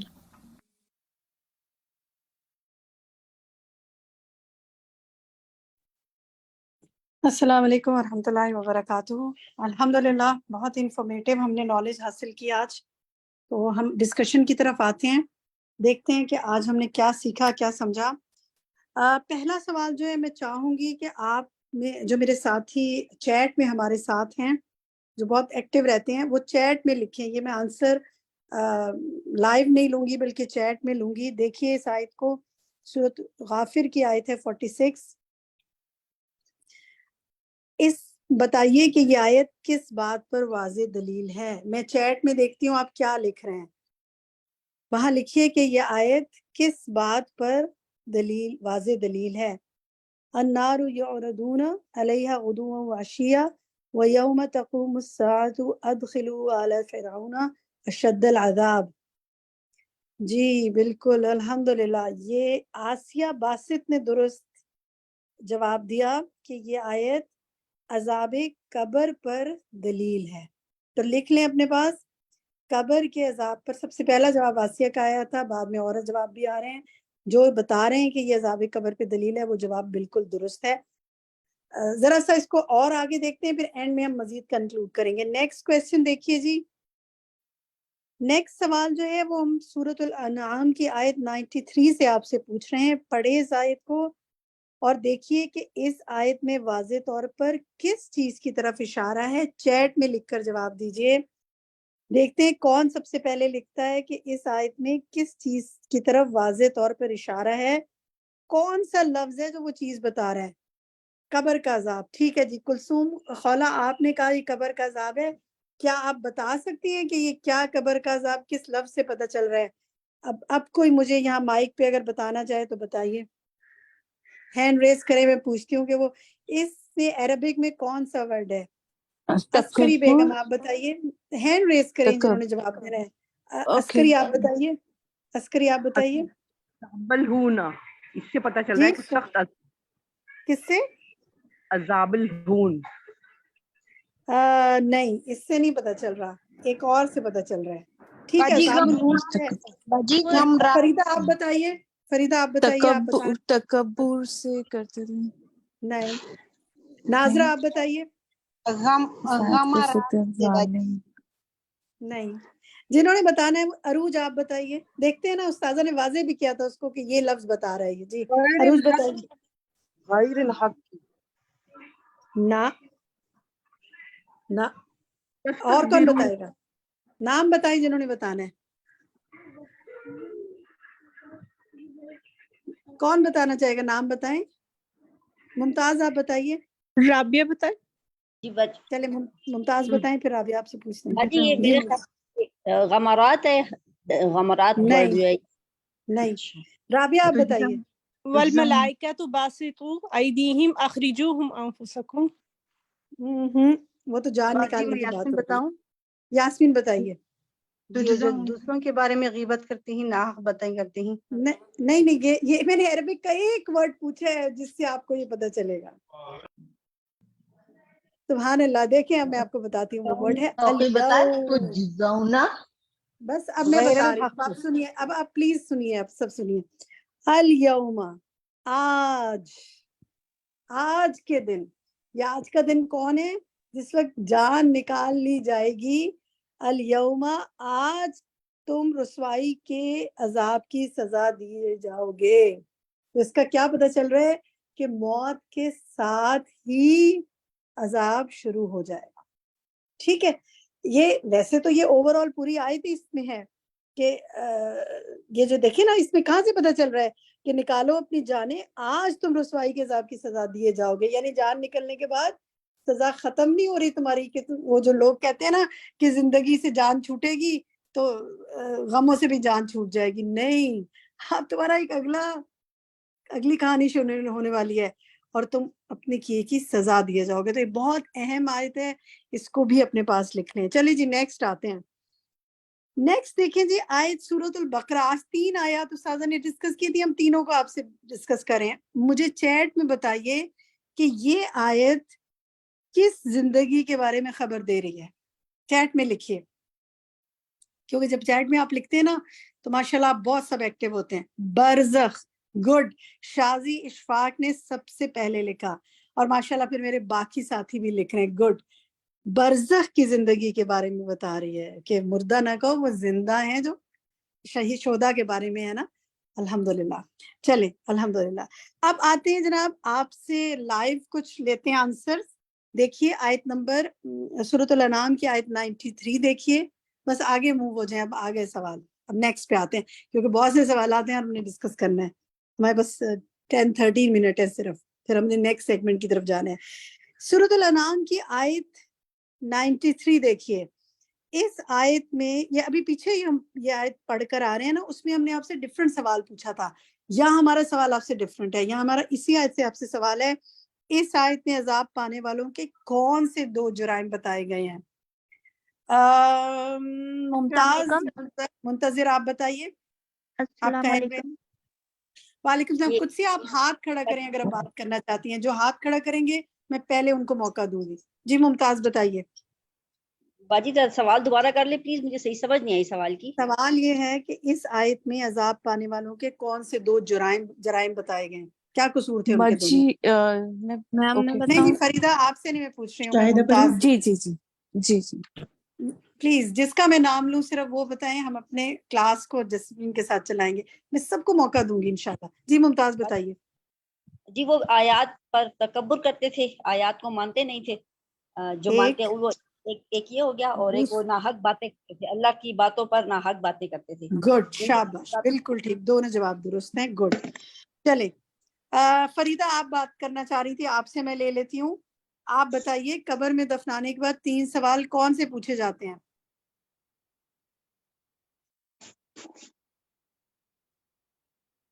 چلے فریدہ اس وقت مجھے نظر نہیں آ رہی, شاید ان کا ہینڈ ڈاؤن کر. ہاں قدسیہ بتائیے, آپ نے ہینڈ ریز کیا ہوا ہے. باجی میں بتا رہی ہوں. اچھا چلیے, مائک آن کرنا بھول گئی تھی باجی. کوئی بات نہیں فریدہ, میں آپ مائک آن رکھیے گا, اس کے بعد والا سوال آپ سے پوچھ لیتی ہوں. کچھ آپ پوچھیے. قبر میں 3 سوال پوچھے جائیں گے. تیرا رب کون ہے, تیرا رسول کون ہے, اور تیرا دین کیا ہے. ٹھیک ہے, گڈ. تیرا رب کون ہے, تیرا دین کیا ہے, اور تیرا نبی کون ہے. ٹھیک ہے قدسیہ, گڈ. اچھا جناب, اب جنہوں نے جواب دے دیا وہ اپنے ہینڈ ڈاؤن کرتے جائیں. فریدہ آپ کا مائک کھلا ہوا ہے, کھولیے اپنا مائک. جی باجی. چلے آپ یہ بتائیے کہ آج کے سیشن سے آپ کو قبر کی زندگی کے بارے میں کیا پتہ چلا؟ کچھ پتہ چلا؟ قبر کی مجھے پتہ مطلب ہاں کافی پتہ بھی تھا, اور آج اور بھی پتہ چلا کہ اپنی تیاری کر کے رکھنا ہے جیسے, اور جو ساری دعائیں ہیں جو ہم نبی صلی اللہ علیہ وسلم نے کہا ہے اس کو پڑھتے رہنا, اور اپنی مطلب اس کی تیاری کے لیے لگ جائیں. مجھے یہ لگتا ہے کہ جی, اور دعائیں خاص کر ایڈ کرنا ہے. جی انشاءاللہ. چلے یہ جنرل سوال ہے جو ہم سب سے پوچھ رہے ہیں کہ آپ لوگوں نے آج کا جو سیشن اٹینڈ کیا, آپ کیا سمجھتے ہیں, آپ کو کوئی خاص بات قبر کی زندگی کے بارے میں پتہ چلی ہو؟ You want to share, raise your hands, open your mic, tell your name. میں آپ سے پوچھتی ہوں. جی میں شبانہ. جی یہ پتہ چلا جیسے فرعون کی مثال دی گئی کہ ان کی روحوں کو صبح اور شام عذاب پہ پیش کیا جاتا ہے, تو اس سے پتہ چل صبح اور شام سے مطلب ہے کہ پورا مطلب ہر وقت وہ پیش ہوتے ہیں آگ پہ, اور تو اس سے یہ پتہ چلا کہ مطلب ہر انسان کو جیسے اس کے اعمال ہے اس کی جزا جس طرح سے اس کو مل رہی ہے, اگر اچھی ہے یا بری ہے, تو اچھے اور برے حالات کا جو ہے سامنا ہر وقت ہی کرنا پڑے گا قبر میں. ٹھیک ہے, بالکل صحیح ہے. ایک کمنٹ میں کوئی اور لے لیتی ہوں. ربیہ آپ کچھ جی میں نے یہ آج میرے لیے بہت تھا کہ حضرت سعد کے بارے میں نبی صلی اللہ علیہ وسلم نے فرمایا کہ اگر قبر کی سختی یا اس کو بھینچنے کا اوائڈ کیا جاتا تو سعد پہ اوائڈ کیا جا سکتا تھا. مجھے اپنے لیے بہت یہ لگا بالکل ان کے لیے, یعنی ان کو بھی اس سے مبرہ نہیں تھے, تو ہم اپنے بارے میں کیا سوچتے ہیں. بالکل صحیح. شاہدہ پروین کہیے. جی مکہ مدینہ کی سوا پوری دنیا میں فتنہ, یہ مجھے دجال کے آج یہ میں نے فرسٹ ٹائم سنا ہے. دجال کے بارے میں آپ نے ٹھیک ہے. چلیں میں اور بھی آگے سوال لیتی ہوں, پھر انشاءاللہ اگر آخر میں وقت بچا تو ہم مزید ڈسکشن کریں گے انشاءاللہ. چلیے نیکسٹ سوال آپ سے ہم یہ دیکھیں, یہ ہم آپ کو دکھاتے ہیں بہت سی چیزیں تھیں. آپ دیکھیں کہ آپ کو جانوروں کے حوالے سے پتہ چلا کہ عذاب کی آواز سنتے ہیں, وہ جہنم کے عذاب کے بارے میں پتہ چلا کہ وہ اس کی شدت کیا ہے, اور قبر کے عذاب کی شدت کیا ہے. پھر قبر میں عقل دیے جانے کے حوالے سے, پھر اس کے علاوہ بہت سے سوالات ہیں, بہت سی چیزیں ہیں نا, قبر کی نعمتیں, قبر کا عذاب, تو آپ یہ پڑھ سکتے ہیں. ٹھیک ہے. اب میرا اگلا سوال جو ہے وہ یہ ہے کہ عذاب قبر سے محفوظ رہنے والے خوش نصیب کون کون ہوں گے؟ کئی باتیں بتائی تھی نا, کون بتانا چاہے گا؟ اور ساتھی بھی حصہ لے سکتے ہیں ڈسکشن میں. بہت سی جی چیزیں السلام آپ علیکم. توقیر جی بتائے. جی توقیر بتائیے. 5 چیزیں قبر کے عذاب کا سبب ہوتی ہیں. یہودیوں کو چغل خور اور پیشاب کے چیٹے، خیانت کرنے والا یعنی اللہ کے مال میں سے کچھ بھی چوری کرنے والا، جھوٹ بولنے والا، نوحہ کرنے والا اور اسے جائز سمجھنے والا، علم حاصل کرنے کے بعد مرتد ہونے والا. تو یہ جو کام نکلے ان کو قبر کے عذاب سے انشاءاللہ محفوظ. قبر کا عذاب اچھا ٹھیک ہے. کچھ چیزیں اور بھی ہیں. کوئی اور بتانا چاہے گا؟ باجی میں بتاؤں؟ باجی نام بتائیں اپنا. جمعہ کے دن فوت ہونے والا. ناظرہ نام بتائیں. نام ضرور لیا کرے جی. ناظرہ کہیں آپ کیا بتانا چاہتی ہیں کہ قبر کی عذاب قبر سے محفوظ کون رہتا ہے؟ جی بتائیں. جمعہ کے دن فوت ہونے والا، اور پیٹ کے مرض میں فوت ہونے والا، اور شہید. ٹھیک ہے، وہ عذاب قبر سے محفوظ رہیں گے. بالکل صحیح. چلے اور دیکھتے ہیں ہماری چیٹ میں کون لکھ رہا ہے. چیٹ میں دیکھتے ہیں کیا کیا لکھا ہوا ہے. ٹھیک ہے، قرآن اور سنت پر زندگی میں عمل کرنے والا، پھر انشاءاللہ جمعے کے دن فوت ہونے والا، سرحد کی حفاظت کرنے والا، سورۃ ملک پڑھنے والا، پیٹ کے مرض سے فوت ہونے والا. یہ ہمیں صحیح احادیث سے پتہ چلتی ہیں یہ چیزیں. ٹھیک ہے، چلیے نیکسٹ ہم دیکھتے ہیں سوال. یہ جو حدیث آپ نے پڑھی جس میں نبی صلی اللہ علیہ وسلم نے 2 قبریں دیکھی جس میں 2 کام دیکھے لوگوں کے، کہ ایک پیشاب سے نہیں بچتا تھا چیٹوں سے اور دوسرا چغل خوری کرتا تھا. آپ نے کھجور کی ایک ہری ڈالی نکالی اور اس کے ٹکڑے کر کے دونوں قبر پہ ایک ایک ٹکڑا گاڑ دیا. تو آپ نے فرمایا کہ جب تک یہ خوش نہیں ہوں گے ان کا عذاب ہلکا کچھ ہو جائے گا اس وقت تک. اس حدیث سے آپ نے کیا سیکھا؟ کون بتانا چاہے گا؟ جی میں بتاؤں شبانہ. بتائیے. مجھے ایسے لگ رہا ہے جیسے اس حدیث سے یہ پتہ چلتا ہے کہ کوئی پودا یا کوئی سبزے والی چیز قبر کے اوپر لگا دینی چاہیے. پتہ نہیں میں ٹھیک سمجھی ہوں یا نہیں. آپ نے وہی سمجھا جو نہیں سمجھنا چاہیے تھا. اسی لیے میں نے یہ سوال اسپیشلی پوچھا تھا. دیکھیں نبی صلی اللہ علیہ وسلم نے اس میں 2 کام بتائے تھے. وہ کیا 2 کام ہیں؟ ہاں وہ تو ہے کہ چغل خوری نہ کی جائے اور پیشاب کے چھینٹوں سے بچا جائے، احتیاط کی جائے. انہی 2 لوگوں کے لیے آپ نے کہا تھا اس سے یہ دلیل نہیں نکالی جا سکتی. بڑی اہم بات ہے جو نے کی، میں اس کو وضاحت کر دوں کہ اس سے یہ دلیل نہیں نکالی جائے گی کہ آپ قبروں کے اوپر درخت لگائیں یا پودے لگائیں یا ٹہنیاں رکھیں، اس لیے کہ وہ اسپیسیفکلی صرف ان 2 قبروں کے لیے آپ نے کیا تھا. آپ نے اور باقی کبھی بھی قبرستان میں ایسا نہیں کیا. نہ آپ نے اپنے صحابہ کو ایسا کرنے کو کہا اور نہ صحابہ نے ایسے کیا. ورنہ تو پورا آپ نے جنت البقیع میں کوئی درخت اگا دیکھا ہے کبھی؟ کچھ آپ نے دیکھا ہے کہ وہاں قبروں پہ یہ چیزیں رکھی ہوں؟ اگر یہ صحابہ کا عمل ہوتا تو وہ کر رہے ہوتے نا یہ کام. تو اس لیے اور دوسرا اس سے یہ بھی پتہ چلتا ہے، اس سے یہ تو پھر یہی بات ہے کہ ہم یہ اسپیسیفک کر رہے ہیں کہ جو قبر میں شخص دفن ہے یہ ضرور گنہگار ہے اور اس کے ہم عذاب ہلکا کروائیں. تو اسکالرز جو ہے نا وہ اس کو کہتے ہیں کہ اس سے یہ دلیل بالکل نہ نکالی جائے. آپ نے اچھا کیا یہ بتایا شبانہ.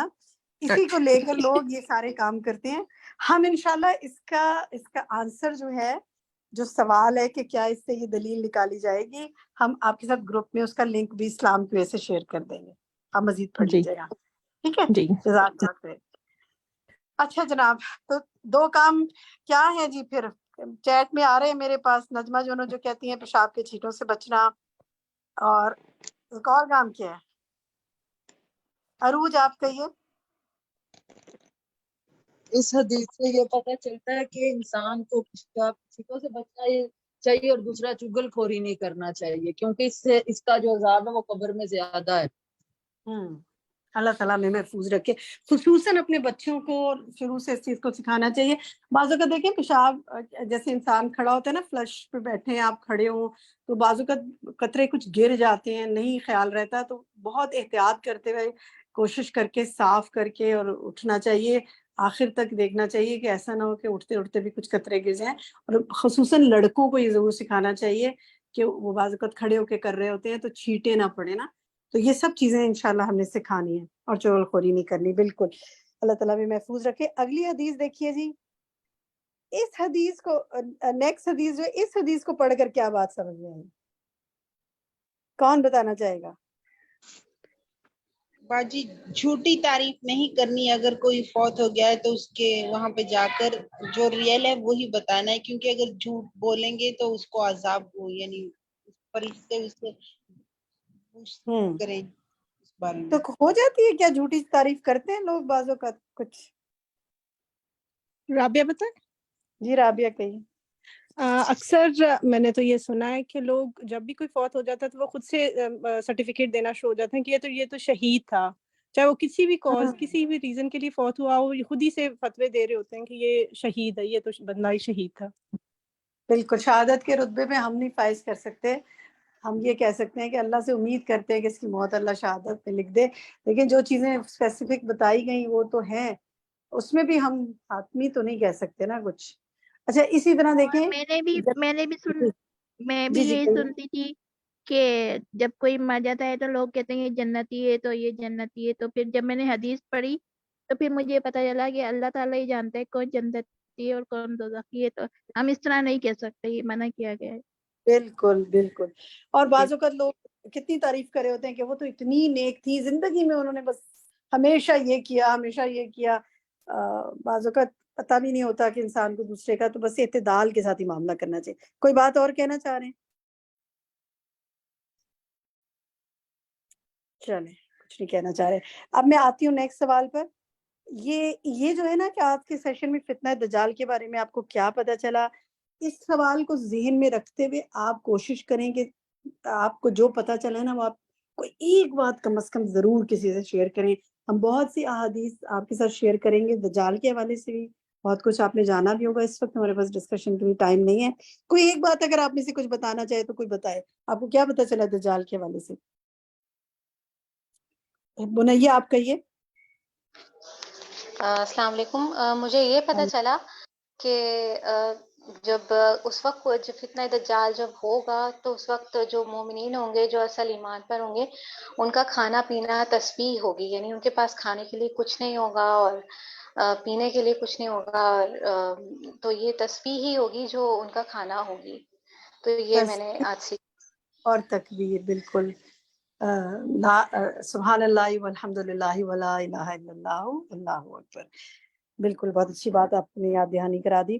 چلیں جی، یہ اس دجال کے بارے میں کیا کیا پتہ چلا یہ آج کے سیشن میں موجود ہے، آپ دیکھ سکتے ہیں پریزنٹیشن، اس کی لنک بھی ہم آپ کے ساتھ شیئر کر دیتے ہیں۔ آنسر دکھائیے جی، اس کا ساتھ ساتھ سلائڈ چینج کر دیں پلیز، اس کا جواب جو ہے وہ آپ دیکھیں یہ ہے۔ پھر اس کے بعد نیکسٹ سلائڈ دکھائیں، آج کے ہوم ورک پہ آ جاتے ہیں۔ یہ جو دعا ہے، یہ دعا ہم آپ کو ہوم ورک میں دے رہے ہیں کہ آپ اس دعا کو یاد کریں۔ ترجمہ یاد کرنے کو تو دیں گے ہم، لیکن ہم چاہتے ہیں کہ آپ یہ دعا بھی یاد کریں، اور یہ اگلی دفعہ اگر آپ کو یاد ہو جائے تو آپ سنائیں ہمیں۔ ابتدائی سیشن جو ہوتا ہے نا، اس میں آپ سے یہ دعا کسی جس کو یاد ہوگی کوشش کروں گی ٹائم میں سن بھی لوں، تو اس سے کیا ہوگا کہ اور جن کو یاد ہے الحمدللہ بہت اچھی بات ہے، آپ نے نماز میں تشہد میں تحیات کے بعد اور درود پڑھنے کے بعد یہ دعا پڑھنی ہے، کیونکہ آپ نے پڑھا نا آج حدیث سے میں کیا پتہ چلتا ہے کہ نبی صلی اللہ علیہ وسلم نے کیا فرمایا، تو اس کو ذہن میں رکھ کے یہ دعا یاد کریں، اور ہو سکتا ہے تو کسی اور کو بھی گھر میں سکھائیں۔ نیکسٹ دکھائیں جی۔ نیکسٹ جو ہے الحمدللہ ہمارا جو فقہ القلوب کورس ہے، اس کا فلائر ہم نے آپ کے ساتھ گروپ پہ شیئر کر دیا ہے، میسج بھی شیئر کر دیا ہے۔ ہم آپ سے ریکویسٹ کریں گے کہ آپ سب نے اس کو بہت سے لوگوں تک پہنچانا ہے، تاکہ آپ کی وجہ سے، آپ کی بھیجے ہوئے میسج سے انشاءاللہ اگر کوئی اس میں داخلہ لے، عربی بھی سیکھے، اور اس کے بہت ہی خوبصورت اللہ سبحانہ و تعالیٰ کی صفات اور اس کے افعال کے بارے میں یہ کتاب ہے۔ بک 4 پر ہم آ گئے ہیں، 3 بکس ہم نے مکمل کر لی ہیں، لیکن مجھے ابھی پچھلے دنوں کسی کا میسج آیا کہ کیا میں اب اس بک 4 سے جوائن کر سکتی ہوں، میں نے پیچھے کی کتابیں نہیں پڑھی۔ میں نے کہا آپ بالکل کر سکتی ہیں، ہر کتاب آپ کو لگے گا کہ جیسے آج آپ نے پہلی دفعہ کوئی انشاءاللہ نئی بات سیکھی ہے، آپ کو ادھر سے ہی بہت کچھ حاصل ہوگا، تو آپ لوگ بھی اس میں انشاءاللہ داخلہ لے سکتے ہیں۔ ٹیوزڈے کے دن یہ 4 to 5 کلاس ہوتی ہے ہماری، اور پیورلی ڈسکشن کلاس ہے، صرف ڈسکشن ہوتا ہے اس میں عربک سناتے ہیں ہمارے ساتھی، اردو میں ترجمہ سناتے ہیں، پھر ڈسکشن کرتے ہیں، بہت سے ساتھی اس گروپ کے بھی شامل ہیں اس میں، اور جو نہ سنانا چاہے وہ لسننگ بھی، خالی خاموشی سے سنتے بھی ہیں۔ اچھا جناب، ہوم ورک سے ہمارے سامنے کئی وہ ہم آپ کے ساتھ سلائیڈز دکھاتے آتے ہیں، سارے ہم آپ کے ساتھ گروپ میں شیئر کر دیں گے کیونکہ ٹائم اب ہمارے پاس نہیں ہے ایک ایک کو ڈسکس کرنے کا. جی دکھاتے جائیں، سلائیڈز موو کرتے جائیں. تو جناب یہ سارے ہوم ورکس ہیں، اور آخر میں جب آپ دیکھیں گے تو آپ کو نظر آئیں گے ترجمہ کا لفظی ترجمہ یاد کرنا اور دعاؤں کا ترجمہ یاد کرنا. انشاءاللہ یہ نیکسٹ ٹائم ہم آپ سے سارے ہوم ورکس سنیں گے. اور اب جناب ہمارا بہت انٹرسٹنگ ٹائم شروع ہونے والا ہے، اور وہ ہے پول ٹائم، جو کہ شفق کنڈکٹ کریں گی. اگر ایڈمیشن کے حوالے سے کورس میں آپ کو کوئی بات پوچھنی ہو تو آپ پول ٹائم کے بعد شفق سے پوچھ بھی سکتی ہیں. سبحانک اللہم و بحمدک، اشہد ان لا الہ الا انت، استغفرک و اتوب الیک. السلام علیکم و رحمۃ اللہ وبرکاتہ. اوور ٹو یو شفق. جی وعلیکم السلام ورحمۃ اللہ وبرکاتہ. چلیے اپنے پولس کی طرف پڑھتے ہیں اور دیکھتے ہیں کہ آج کے کیا سوالات ہیں ہمارے. بسم اللہ الرحمن الرحیم. آج کا ہمارا ٹاپک تھا عذاب قبر و مسیح الدجال سے پناہ کی دعائیں. پہلا سوال دیکھتے ہیں. نبی صلی اللہ علیہ وسلم نے فرمایا قبر کو ایک دفعہ بھینجا جاتا ہے، یعنی سکویز کیا جاتا ہے. اگر کوئی شخص اس سے بچ سکتا تو وہ ڈیش ہوتے. آپ نے نام جو ہے اس میں سے سلیکٹ کرنا ہے. پہلا آپشن ہے ابو بکر رضی اللہ عنہ، سیکنڈ آپشن ہے سعد بن معاذ رضی اللہ عنہ، اور تیسرا آپشن ہے عبداللہ بن عمر رضی اللہ عنہما. سوال نمبر 2 کو دیکھیے. رسول اللہ صلی اللہ علیہ وسلم نے فرمایا قبر آخرت کی ڈیش منزل ہے، اگر وہاں نجات مل گئی تو اس کے بعد کے سارے مراحل آسان ہو جائیں گے. آپشنز ہیں پہلی، آخری. سوال نمبر 3 کو دیکھیے. قبر کا عذاب جہنم کے عذاب سے ڈیش ہے، زیادہ سخت ہے یا کم درجے کا ہے. سوال نمبر 4 کو دیکھیے. رسول اللہ صلی اللہ علیہ وسلم نے فرمایا اللہ تعالیٰ ان لوگوں کو جو ایمان لائے ہیں قول ثابت کے ساتھ دنیا کی زندگی میں اور آخرت میں ثابت قدم رکھتا ہے. تو بتائیے کہ قول ثابت کیا ہے. آپشنز ہیں لا الہ الا اللہ، یا پھر سبحان اللہ و بحمدہ سبحان اللہ العظیم. سوال نمبر 5 کو دیکھیے کہ میت کی تعریف نہیں کرنی چاہیے، اب کون سا اس کو سنائی دیتا ہے، یا پھر کرنی چاہیے مگر مبالغہ نہیں کرنا چاہیے. کیا جواب درست ہے اس کو آپ سلیکٹ کیجئے اور آگے بڑھیے. سوال نمبر 6 کو دیکھیے. رسول اللہ صلی اللہ علیہ وسلم نے فرمایا قبر کا زیادہ تر عذاب ڈیش کی وجہ سے ہوتا ہے، پس تم ڈیش کے چھینٹوں سے بچا کرو. تو جناب آپشنز ہیں خون، پسینہ یا پھر پیشاب. جی آگے بڑھتے ہیں. سوال نمبر 7 کو دیکھیے. رسول اللہ صلی اللہ علیہ وسلم نے فرمایا تم میں سے جو تشہد پڑھ کر فارغ ہو تو 4 چیزوں سے اللہ کی پناہ مانگے: جہنم کے عذاب سے، ڈیش، زندگی اور موت کے فتنے سے، اور مسیح الدجال کے شر سے. آپ کے آپشنز ہیں عورتوں کے فتنے سے یا پھر قبر کے عذاب سے. سوال نمبر 8 کو دیکھیے. دجال جس وقت خروج کرے گا اس کے ساتھ ڈیش اور ڈیش ہوگی. آپشنز ہیں پانی اور عوام یا پھر پانی اور آگ. سوال نمبر 9 کو دیکھیے. زمین کا سب سے بڑا فتنہ ڈیش ہے، یاجوج ماجوج یا پھر دجال. آپ نے آپشن سلیکٹ کرنا ہے اور اس کے بعد نیکسٹ دبانا ہے. لاسٹ کوشچن کو دیکھیے. چغل خوری اچھی عادت ہے، اس سے دوسرے شخص کی اصلاح مقصود ہوتی ہے. تو بتائیے کیا آپ سمجھتے ہیں کہ یہ بات درست ہے یا غلط ہے. اب آپ نے اپنا فائنل آنسر جو ہے اس کو سلیکٹ کرنے کے بعد آپ نے سبمٹ پر کلک کر دینا ہے، اور اس طرح انشاءاللہ جو آپ کے کوئز پول کے کویسچنز ہیں وہ ہمیں ریسیو ہو جائیں گے، اور پھر یہ کہ انشاءاللہ ہم ریزلٹس جو ہیں اس کو ریلیز کریں گے، آپ کے سامنے اسکرین پر لانچ کریں گے، اور پھر ہم انشاءاللہ ڈسکس کریں گے، دیکھیں گے کہ یہ سوالات کیا تھے اور ان کے صحیح جواب کیا تھے. تو الحمدللہ 80% جو ہیں وہ ساتھی اس میں پارٹیسپیٹ کر چکے ہیں. ہم ایسا کرتے ہیں 1-2 منٹ دے دیتے ہیں، تب تک ہم جب تک باقی ساتھی کر رہے ہیں تب تک اگر کسی کا کوئی سوال ہو نیو کورسز کے حوالے سے تو اپنا ہینڈ ریز کر سکتا ہے اور ہم ان سے پوچھ سکتے ہیں کہ کیا سوال ہے. جی قدسیہ کیا سوال ہے آپ کا؟ عظمیٰ آپ کا؟ السلام علیکم. वालेकुम अस्सलाम वरहमतुल्लाह। जी ये खुद से मैं आप। पूछना चाह रही थी, ये 15 अगस्त को शायद तालीमुल कुरान शुरू हो रहा है ना? तालीमुल हो रहा है? कुरान इंग्लिश जो अलहुदा ई लर्निंग से हो रहा है, 1 साल का प्रोग्राम, उसमें एडमिशन्स क्लोज हो चुके हैं। तो ये अच्छा। है कि जी उस्मा आप क्या पूछना चाह रही थी? उस्मा तस्कीन ने हाथ उठाया हुआ था और तौकीर अनवर ने भी। जी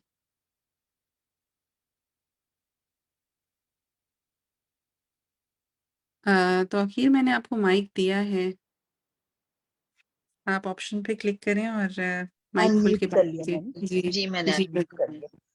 तो जी मैं रजिस्ट्रेशन करने की कोशिश कर रही हूँ, लेकिन 2 और 3 टाइम्स आई ट्राइड, लेकिन क्या होता है कि वो कहता है कि इस ईमेल एड्रेस से आप ऑलरेडी रजिस्टर्ड हैं।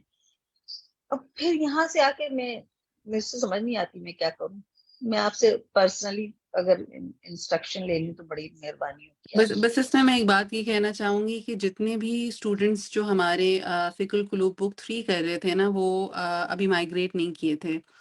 तो उनसे तो मैं ये रिक्वेस्ट कर रही हूँ कि वो जनाब e-alhuda.com पर एक नया अकाउंट बनाएं। सहूलत ये हो सकती है कि आप अपने पुराने ईमेल आईडी से ही नया अकाउंट बना लें, वही पासवर्ड रख लें ताकि आपको याद रखने में कोई दिक्कत ना हो। इसके अलावा ये है कि देखिए, नया प्लेटफॉर्म है तो नया अकाउंट तो बनाना पड़ेगा। तो एक छोटी सी ज़हमत जो है वो पुराने साथियों के लिए ज़रूर है। नए जो साथी हैं जो कि फर्स्ट टाइम कोई कोर्स करेंगे e-alhuda.com से, यानी अलहुदा ई लर्निंग से कोई फर्स्ट अपना कोर्स करने जा रहे हैं जो कि रजिस्टर्ड कोर्स है। आपको पता है सारे के सारे कोर्सेज जो हैं वो अल्हम्दुलिल्लाह सर्टिफिकेट कोर्सेज होते हैं। तो उसमें उनको सिर्फ ये काम करना है कि वो भी अपना जो है वो जाएंगे और पहले अपना अकाउंट क्रिएट करेंगे। ठीक है, जैसे आपको पता है कि आम जिंदगी में भी आप किसी इंस्टीट्यूट में जाते हैं तो वहां जाके आप सबसे पहले अपने आप को रजिस्टर कराते हैं। ठीक है, कुछ आपका बायोडाटा लिया जाता है, कोई चीज़ें जो रिक्वायर्ड होती हैं वो ली जाती हैं, और उसके बाद एडमिशन प्रोसीजर के बाद फिर आप अपना जो है कोई भी कोर्स या जो भी आप जिस चीज़ में भी अपने आप को एनरोल करना चाहते हैं, वो स्टेप 2 होता है हमेशा। तो स्टेप 1 यही है कि सबको अपना जो है वो भी जाके अकाउंट क्रिएट करना है। उसके बाद ईमेल आ जाती है कि जी आपका वेरिफिकेशन हो गई है, सारी इन्फॉर्मेशन जो आपने दी है वो दुरुस्त है, अब आप आ जाइए और जनाब कोर्स ले लीजिए। तो उसके बाद फिर आपने लॉगिन करना है और जो भी कोर्स में आप एडमिशन लेना चाहते हैं, आप जानते हैं कि मंडे के दिन से इंशाल्लाह सही बुखारी कोर्स स्टार्ट होने जा रहा है, फिर ट्यूसडे को फ़िकुल कुलूब बुक 4 स्टार्ट होने जा रही है, फिर थर्सडे को इंशाल्लाह जो है वो अल कुरान तदब्बुर व अमल जो है वो कोर्स जुज़ अम्मा जो है वो स्टार्ट होने जा रहा है। तो ये सारे कोर्सेज ऐसे हैं जो अब इंशाल्लाह नए हैं, जो बिल्कुल बिगनिंग से स्टार्ट होने जा रहे हैं। तो डोंट मिस द चांस। और आपके एंड पे तो सिर्फ छोटा सा एक काम है कि आपने जो है वो अपने आप को रजिस्टर करना है, और उसके बाद फिर ये है कि इंशाल्लाह you will be part of these courses. और फ़ी जो है वो कोई बहुत ज़्यादा नहीं होती, इट्स वेरी नॉमिनल, और आप उसको अगर पाकिस्तान में हैं तो थ्रू ईज़ी पैसा पे कर सकते हैं, और अगर आप कहीं बाहर हैं तो आप वाया क्रेडिट कार्ड पे कर सकते हैं। और आप जानते हैं कि क्रेडिट कार्ड तो पूरी दुनिया में हर जगह इस्तेमाल होता है, तो यानी कि आप कहीं से भी फ़ीस जो है वो अपनी जमा करवा सकते हैं आसानी के साथ। ठीक है, उज़्मा आप कुछ पूछना चाह रही थी, वरना बस हम पोल्स की तरफ जी बढ़ते हैं। जी, अस्सलाम वालेकुम रहमतुल्लाहि व बरकातहू। वो ये था कि वालेकुम मैं अस्सलाम। पहले से ही स्टूडेंट हूँ ये फ़िक्र कुलूब की, तो क्या मुझे जी, दोबारा से, तो आई थिंक आपने, मुझे लगता है वो मेरे पूछने से पहले ही जवाब दे जवाब दिया। मिल गया आपको जनाब, जी, बिल्कुल। जी, आइए आप जी, ज़रा आएँ, नया अकाउंट हाँ बनाएँ जी। अपना, और ये कि जी, जी, बिस्मिल्लाह दोबारा करें बनाना फिर। मगर जी इंशाल्लाह। मगर वो हमेशा वो जैसे बता रही थी ना एक मेरी साथी के वो उन्हें प्रॉब्लम होती है कि वो दोबारा से बार-बार हमें करना पड़ता है, तो वो मुझे भी वो फेस करनी पड़ती है प्रॉब्लम। वो ईमेल को बार-बार करते हैं कि जी ये आपका सही नहीं है, आपका सही नहीं है। बहुत आप देर बाद देखें, जाके आप किसी और की बात सुन के बिल्कुल मत खौफज़दा हों, ठीक है? वो आपको जो वेरिफ़िकेशन दे रहा होता है ना, वो हमने एक सेटिंग रखी हुई है कि कहीं आप देखें, ह्यूमन एरर तो हो सकता है ना, मैं हुँ, जीमेल की जगह कुछ और के मेल लिख दूँ, ठीक है? تو جتنے بھی ای میل ایڈریسز جو آپ کے بالکل درست ہوتے ہیں، یعنی کہ جو آپ صحیح ای میل ایڈریس ہوتا ہے، جب وہ آپ انٹر کرتے ہیں اسی ٹائم سسٹم ایکسیپٹ کر لیتا ہے۔ اگر آپ کوئی بھی چیز اس میں مس آؤٹ کر رہے ہوتے ہیں، آپ میں سے کتنے ساتھی ایسے ہیں جو کہہ رہے ہوتے ہیں نہیں ایکسیپٹ کر رہا، تو میں ان سے کہتی ہوں پلیز ایک دفعہ چیک کر لیں، .com کے بعد کام کے ہی اسپیلنگ دیکھ لیں، وہ ایم کی جگہ این لکھا ہوتا ہے، کوئی اسپیسنگ غلط دی ہوتی ہے، کوئی لیٹر ان کا کیپٹل نہیں ہوتا، اس ٹائم ٹائپ کر رہے ہوتے ہیں تو وہ کیپٹل جا رہا ہوتا ہے، تو خود ہی ٹھیک کرتے ہیں تو وہ ایکسیپٹ ہو جاتا ہے، کہتے ہیں جی ہو گیا۔ تو میں نے ہاں اس میں جی کچھ نہیں کرنا پھر بھی آپ ہی نے ہے، لیکن یہ ٹھیک ہے ہے کہ نا۔ آپ نے غور سے بس ایک دفعہ جب یہ پرسنل ڈیٹا ڈال رہے ہو نا، دیکھیں اپنا نام ہمیشہ ہم اب آپ کبھی کبھار ایسے ہوتا ہے اسٹوڈنٹس کہہ رہے ہوتے ہیں، آپ ہی کا چلے مثال لے لیتے ہیں کہ عظمیٰ تسکین ہے، اب آپ نے عظمیٰ عمر کے نام سے ڈالا ہوا ہے، آپ خود بھول گئی ہیں کہ پہلے آپ عظمیٰ عمر ڈالتی تھیں، اب آپ نے عظمیٰ عمر ڈال دیا، ہم کہہ رہے ہیں عظمیٰ عمر ہے، آپ کہہ رہی ہیں نہیں میں تو عظمیٰ تسکین ہوں۔ تو یعنی کہ یہ ساری چیزیں جو آپ فل کر رہے ہوتے ہیں نا، وہ ایک دفعہ کانشیسلی کیا کریں، ٹھیک ہے، اور وہ کریں جو آپ ہر جگہ یوز کرتے ہیں، ٹھیک ہے، کیونکہ یہی نام پہ سرٹیفکیٹس پہ بھی آگے جا رہے ہوتے ہیں آپ کے، پھر اگر آپ کہیں کہ او ہو اس نام سے بن گیا، آپ پلیز ایڈٹ کر دیں، تو مطلب یہ بہت سارے ایسے ایڈمن کے پارٹ پہ بھی ایکسٹرا کام ہو جاتے ہیں نا۔ تو بایو ڈیٹا ہمیشہ سکون سے بیٹھ کے ایک دفعہ صحیح سے ڈالیں، ای میل ایڈریس کو بھی ضرور چیک کیا کریں کہ کچھ ایررز تو نہیں ہے، ٹائپنگ ایررز یا ادروائز، تو ان شاء اللہ تعالیٰ یہ ہے کہ یہ مسائل آپ کو درپیش نہیں ہوں گے۔ تو چلیے جناب پڑھتے ہیں اپنے ریزلٹس کی طرف اور اب دیکھتے ہیں کہ کیا رہے۔ الحمدللہ سبھی نے کر لیے، تو جی ریزلٹس آپ کے سامنے اسکرینس پر ہیں، اب ہم کوئکلی دیکھتے جاتے ہیں۔ پہلا جو سوال تھا اس میں ہم نے آپ سے پوچھا تھا کہ نبی صلی اللہ علیہ وسلم نے فرمایا قبر کو ایک دفعہ بھیجا جاتا ہے، اگر کوئی شخص اس سے بچ سکتا تو وہ سعد بن معاذ رضی اللہ عنہ ہوتے۔ تو ماشاءاللہ 77% ساتھی جو ہیں انہوں نے غور سے سنا تھا اور انہوں نے صحیح جواب کا انتخاب کیا۔ سوال نمبر 2 کو دیکھیے، رسول اللہ صلی اللہ علیہ وسلم نے فرمایا قبر آخرت کی پہلی منزل ہے، اگر وہاں نجات مل گئی تو اس کے بعد کے سارے مراحل انشاءاللہ آسان ہو جائیں گے۔ تو الحمدللہ 94% ساتھی جو ہیں انہوں نے اس بات کا بھی صحیح جواب دیا۔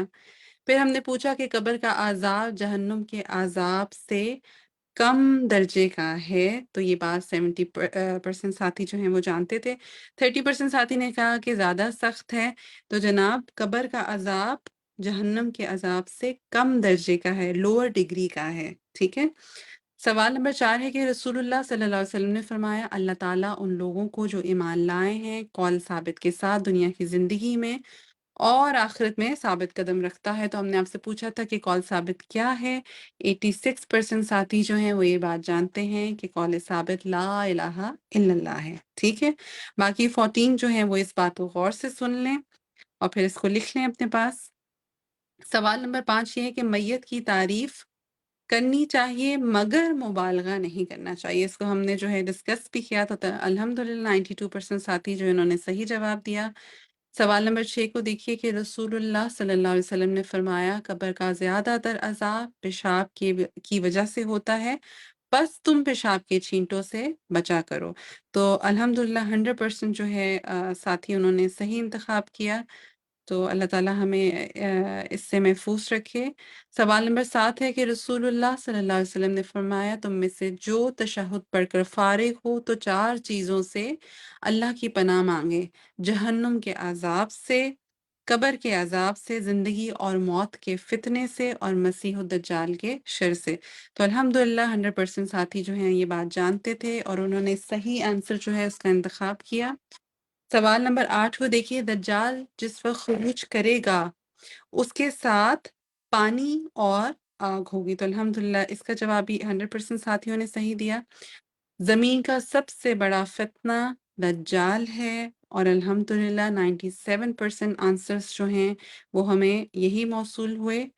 آخری سوال کو دیکھتے ہیں کہ ہم نے آپ سے پوچھا تھا کہ کیا یہ ٹرو ہے یا فالس ہے کہ چغل خوری اچھی عادت ہے، اس سے دوسرے شخص کی اصلاح مقصود ہوتی ہے، تو آپ نے کہا کہ جناب یہ غلط ہے، یعنی کہ یہ اچھی عادت نہیں ہے اور ہمیں بالکل اس سے بچنا چاہیے۔ تو آج ہم یہیں تک رکھتے ہیں، دعا کر لیتے ہیں۔ سبحانک اللہم و بحمدک اشہد ان لا الہ الا انت استغفرک و اتوب الیک۔ انشاءاللہ آپ سے نیکسٹ سیٹرڈے ملاقات ہوگی، سیم ٹائم پاکستان 3:30 PM۔ السلام علیکم ورحمۃ اللہ وبرکاتہ۔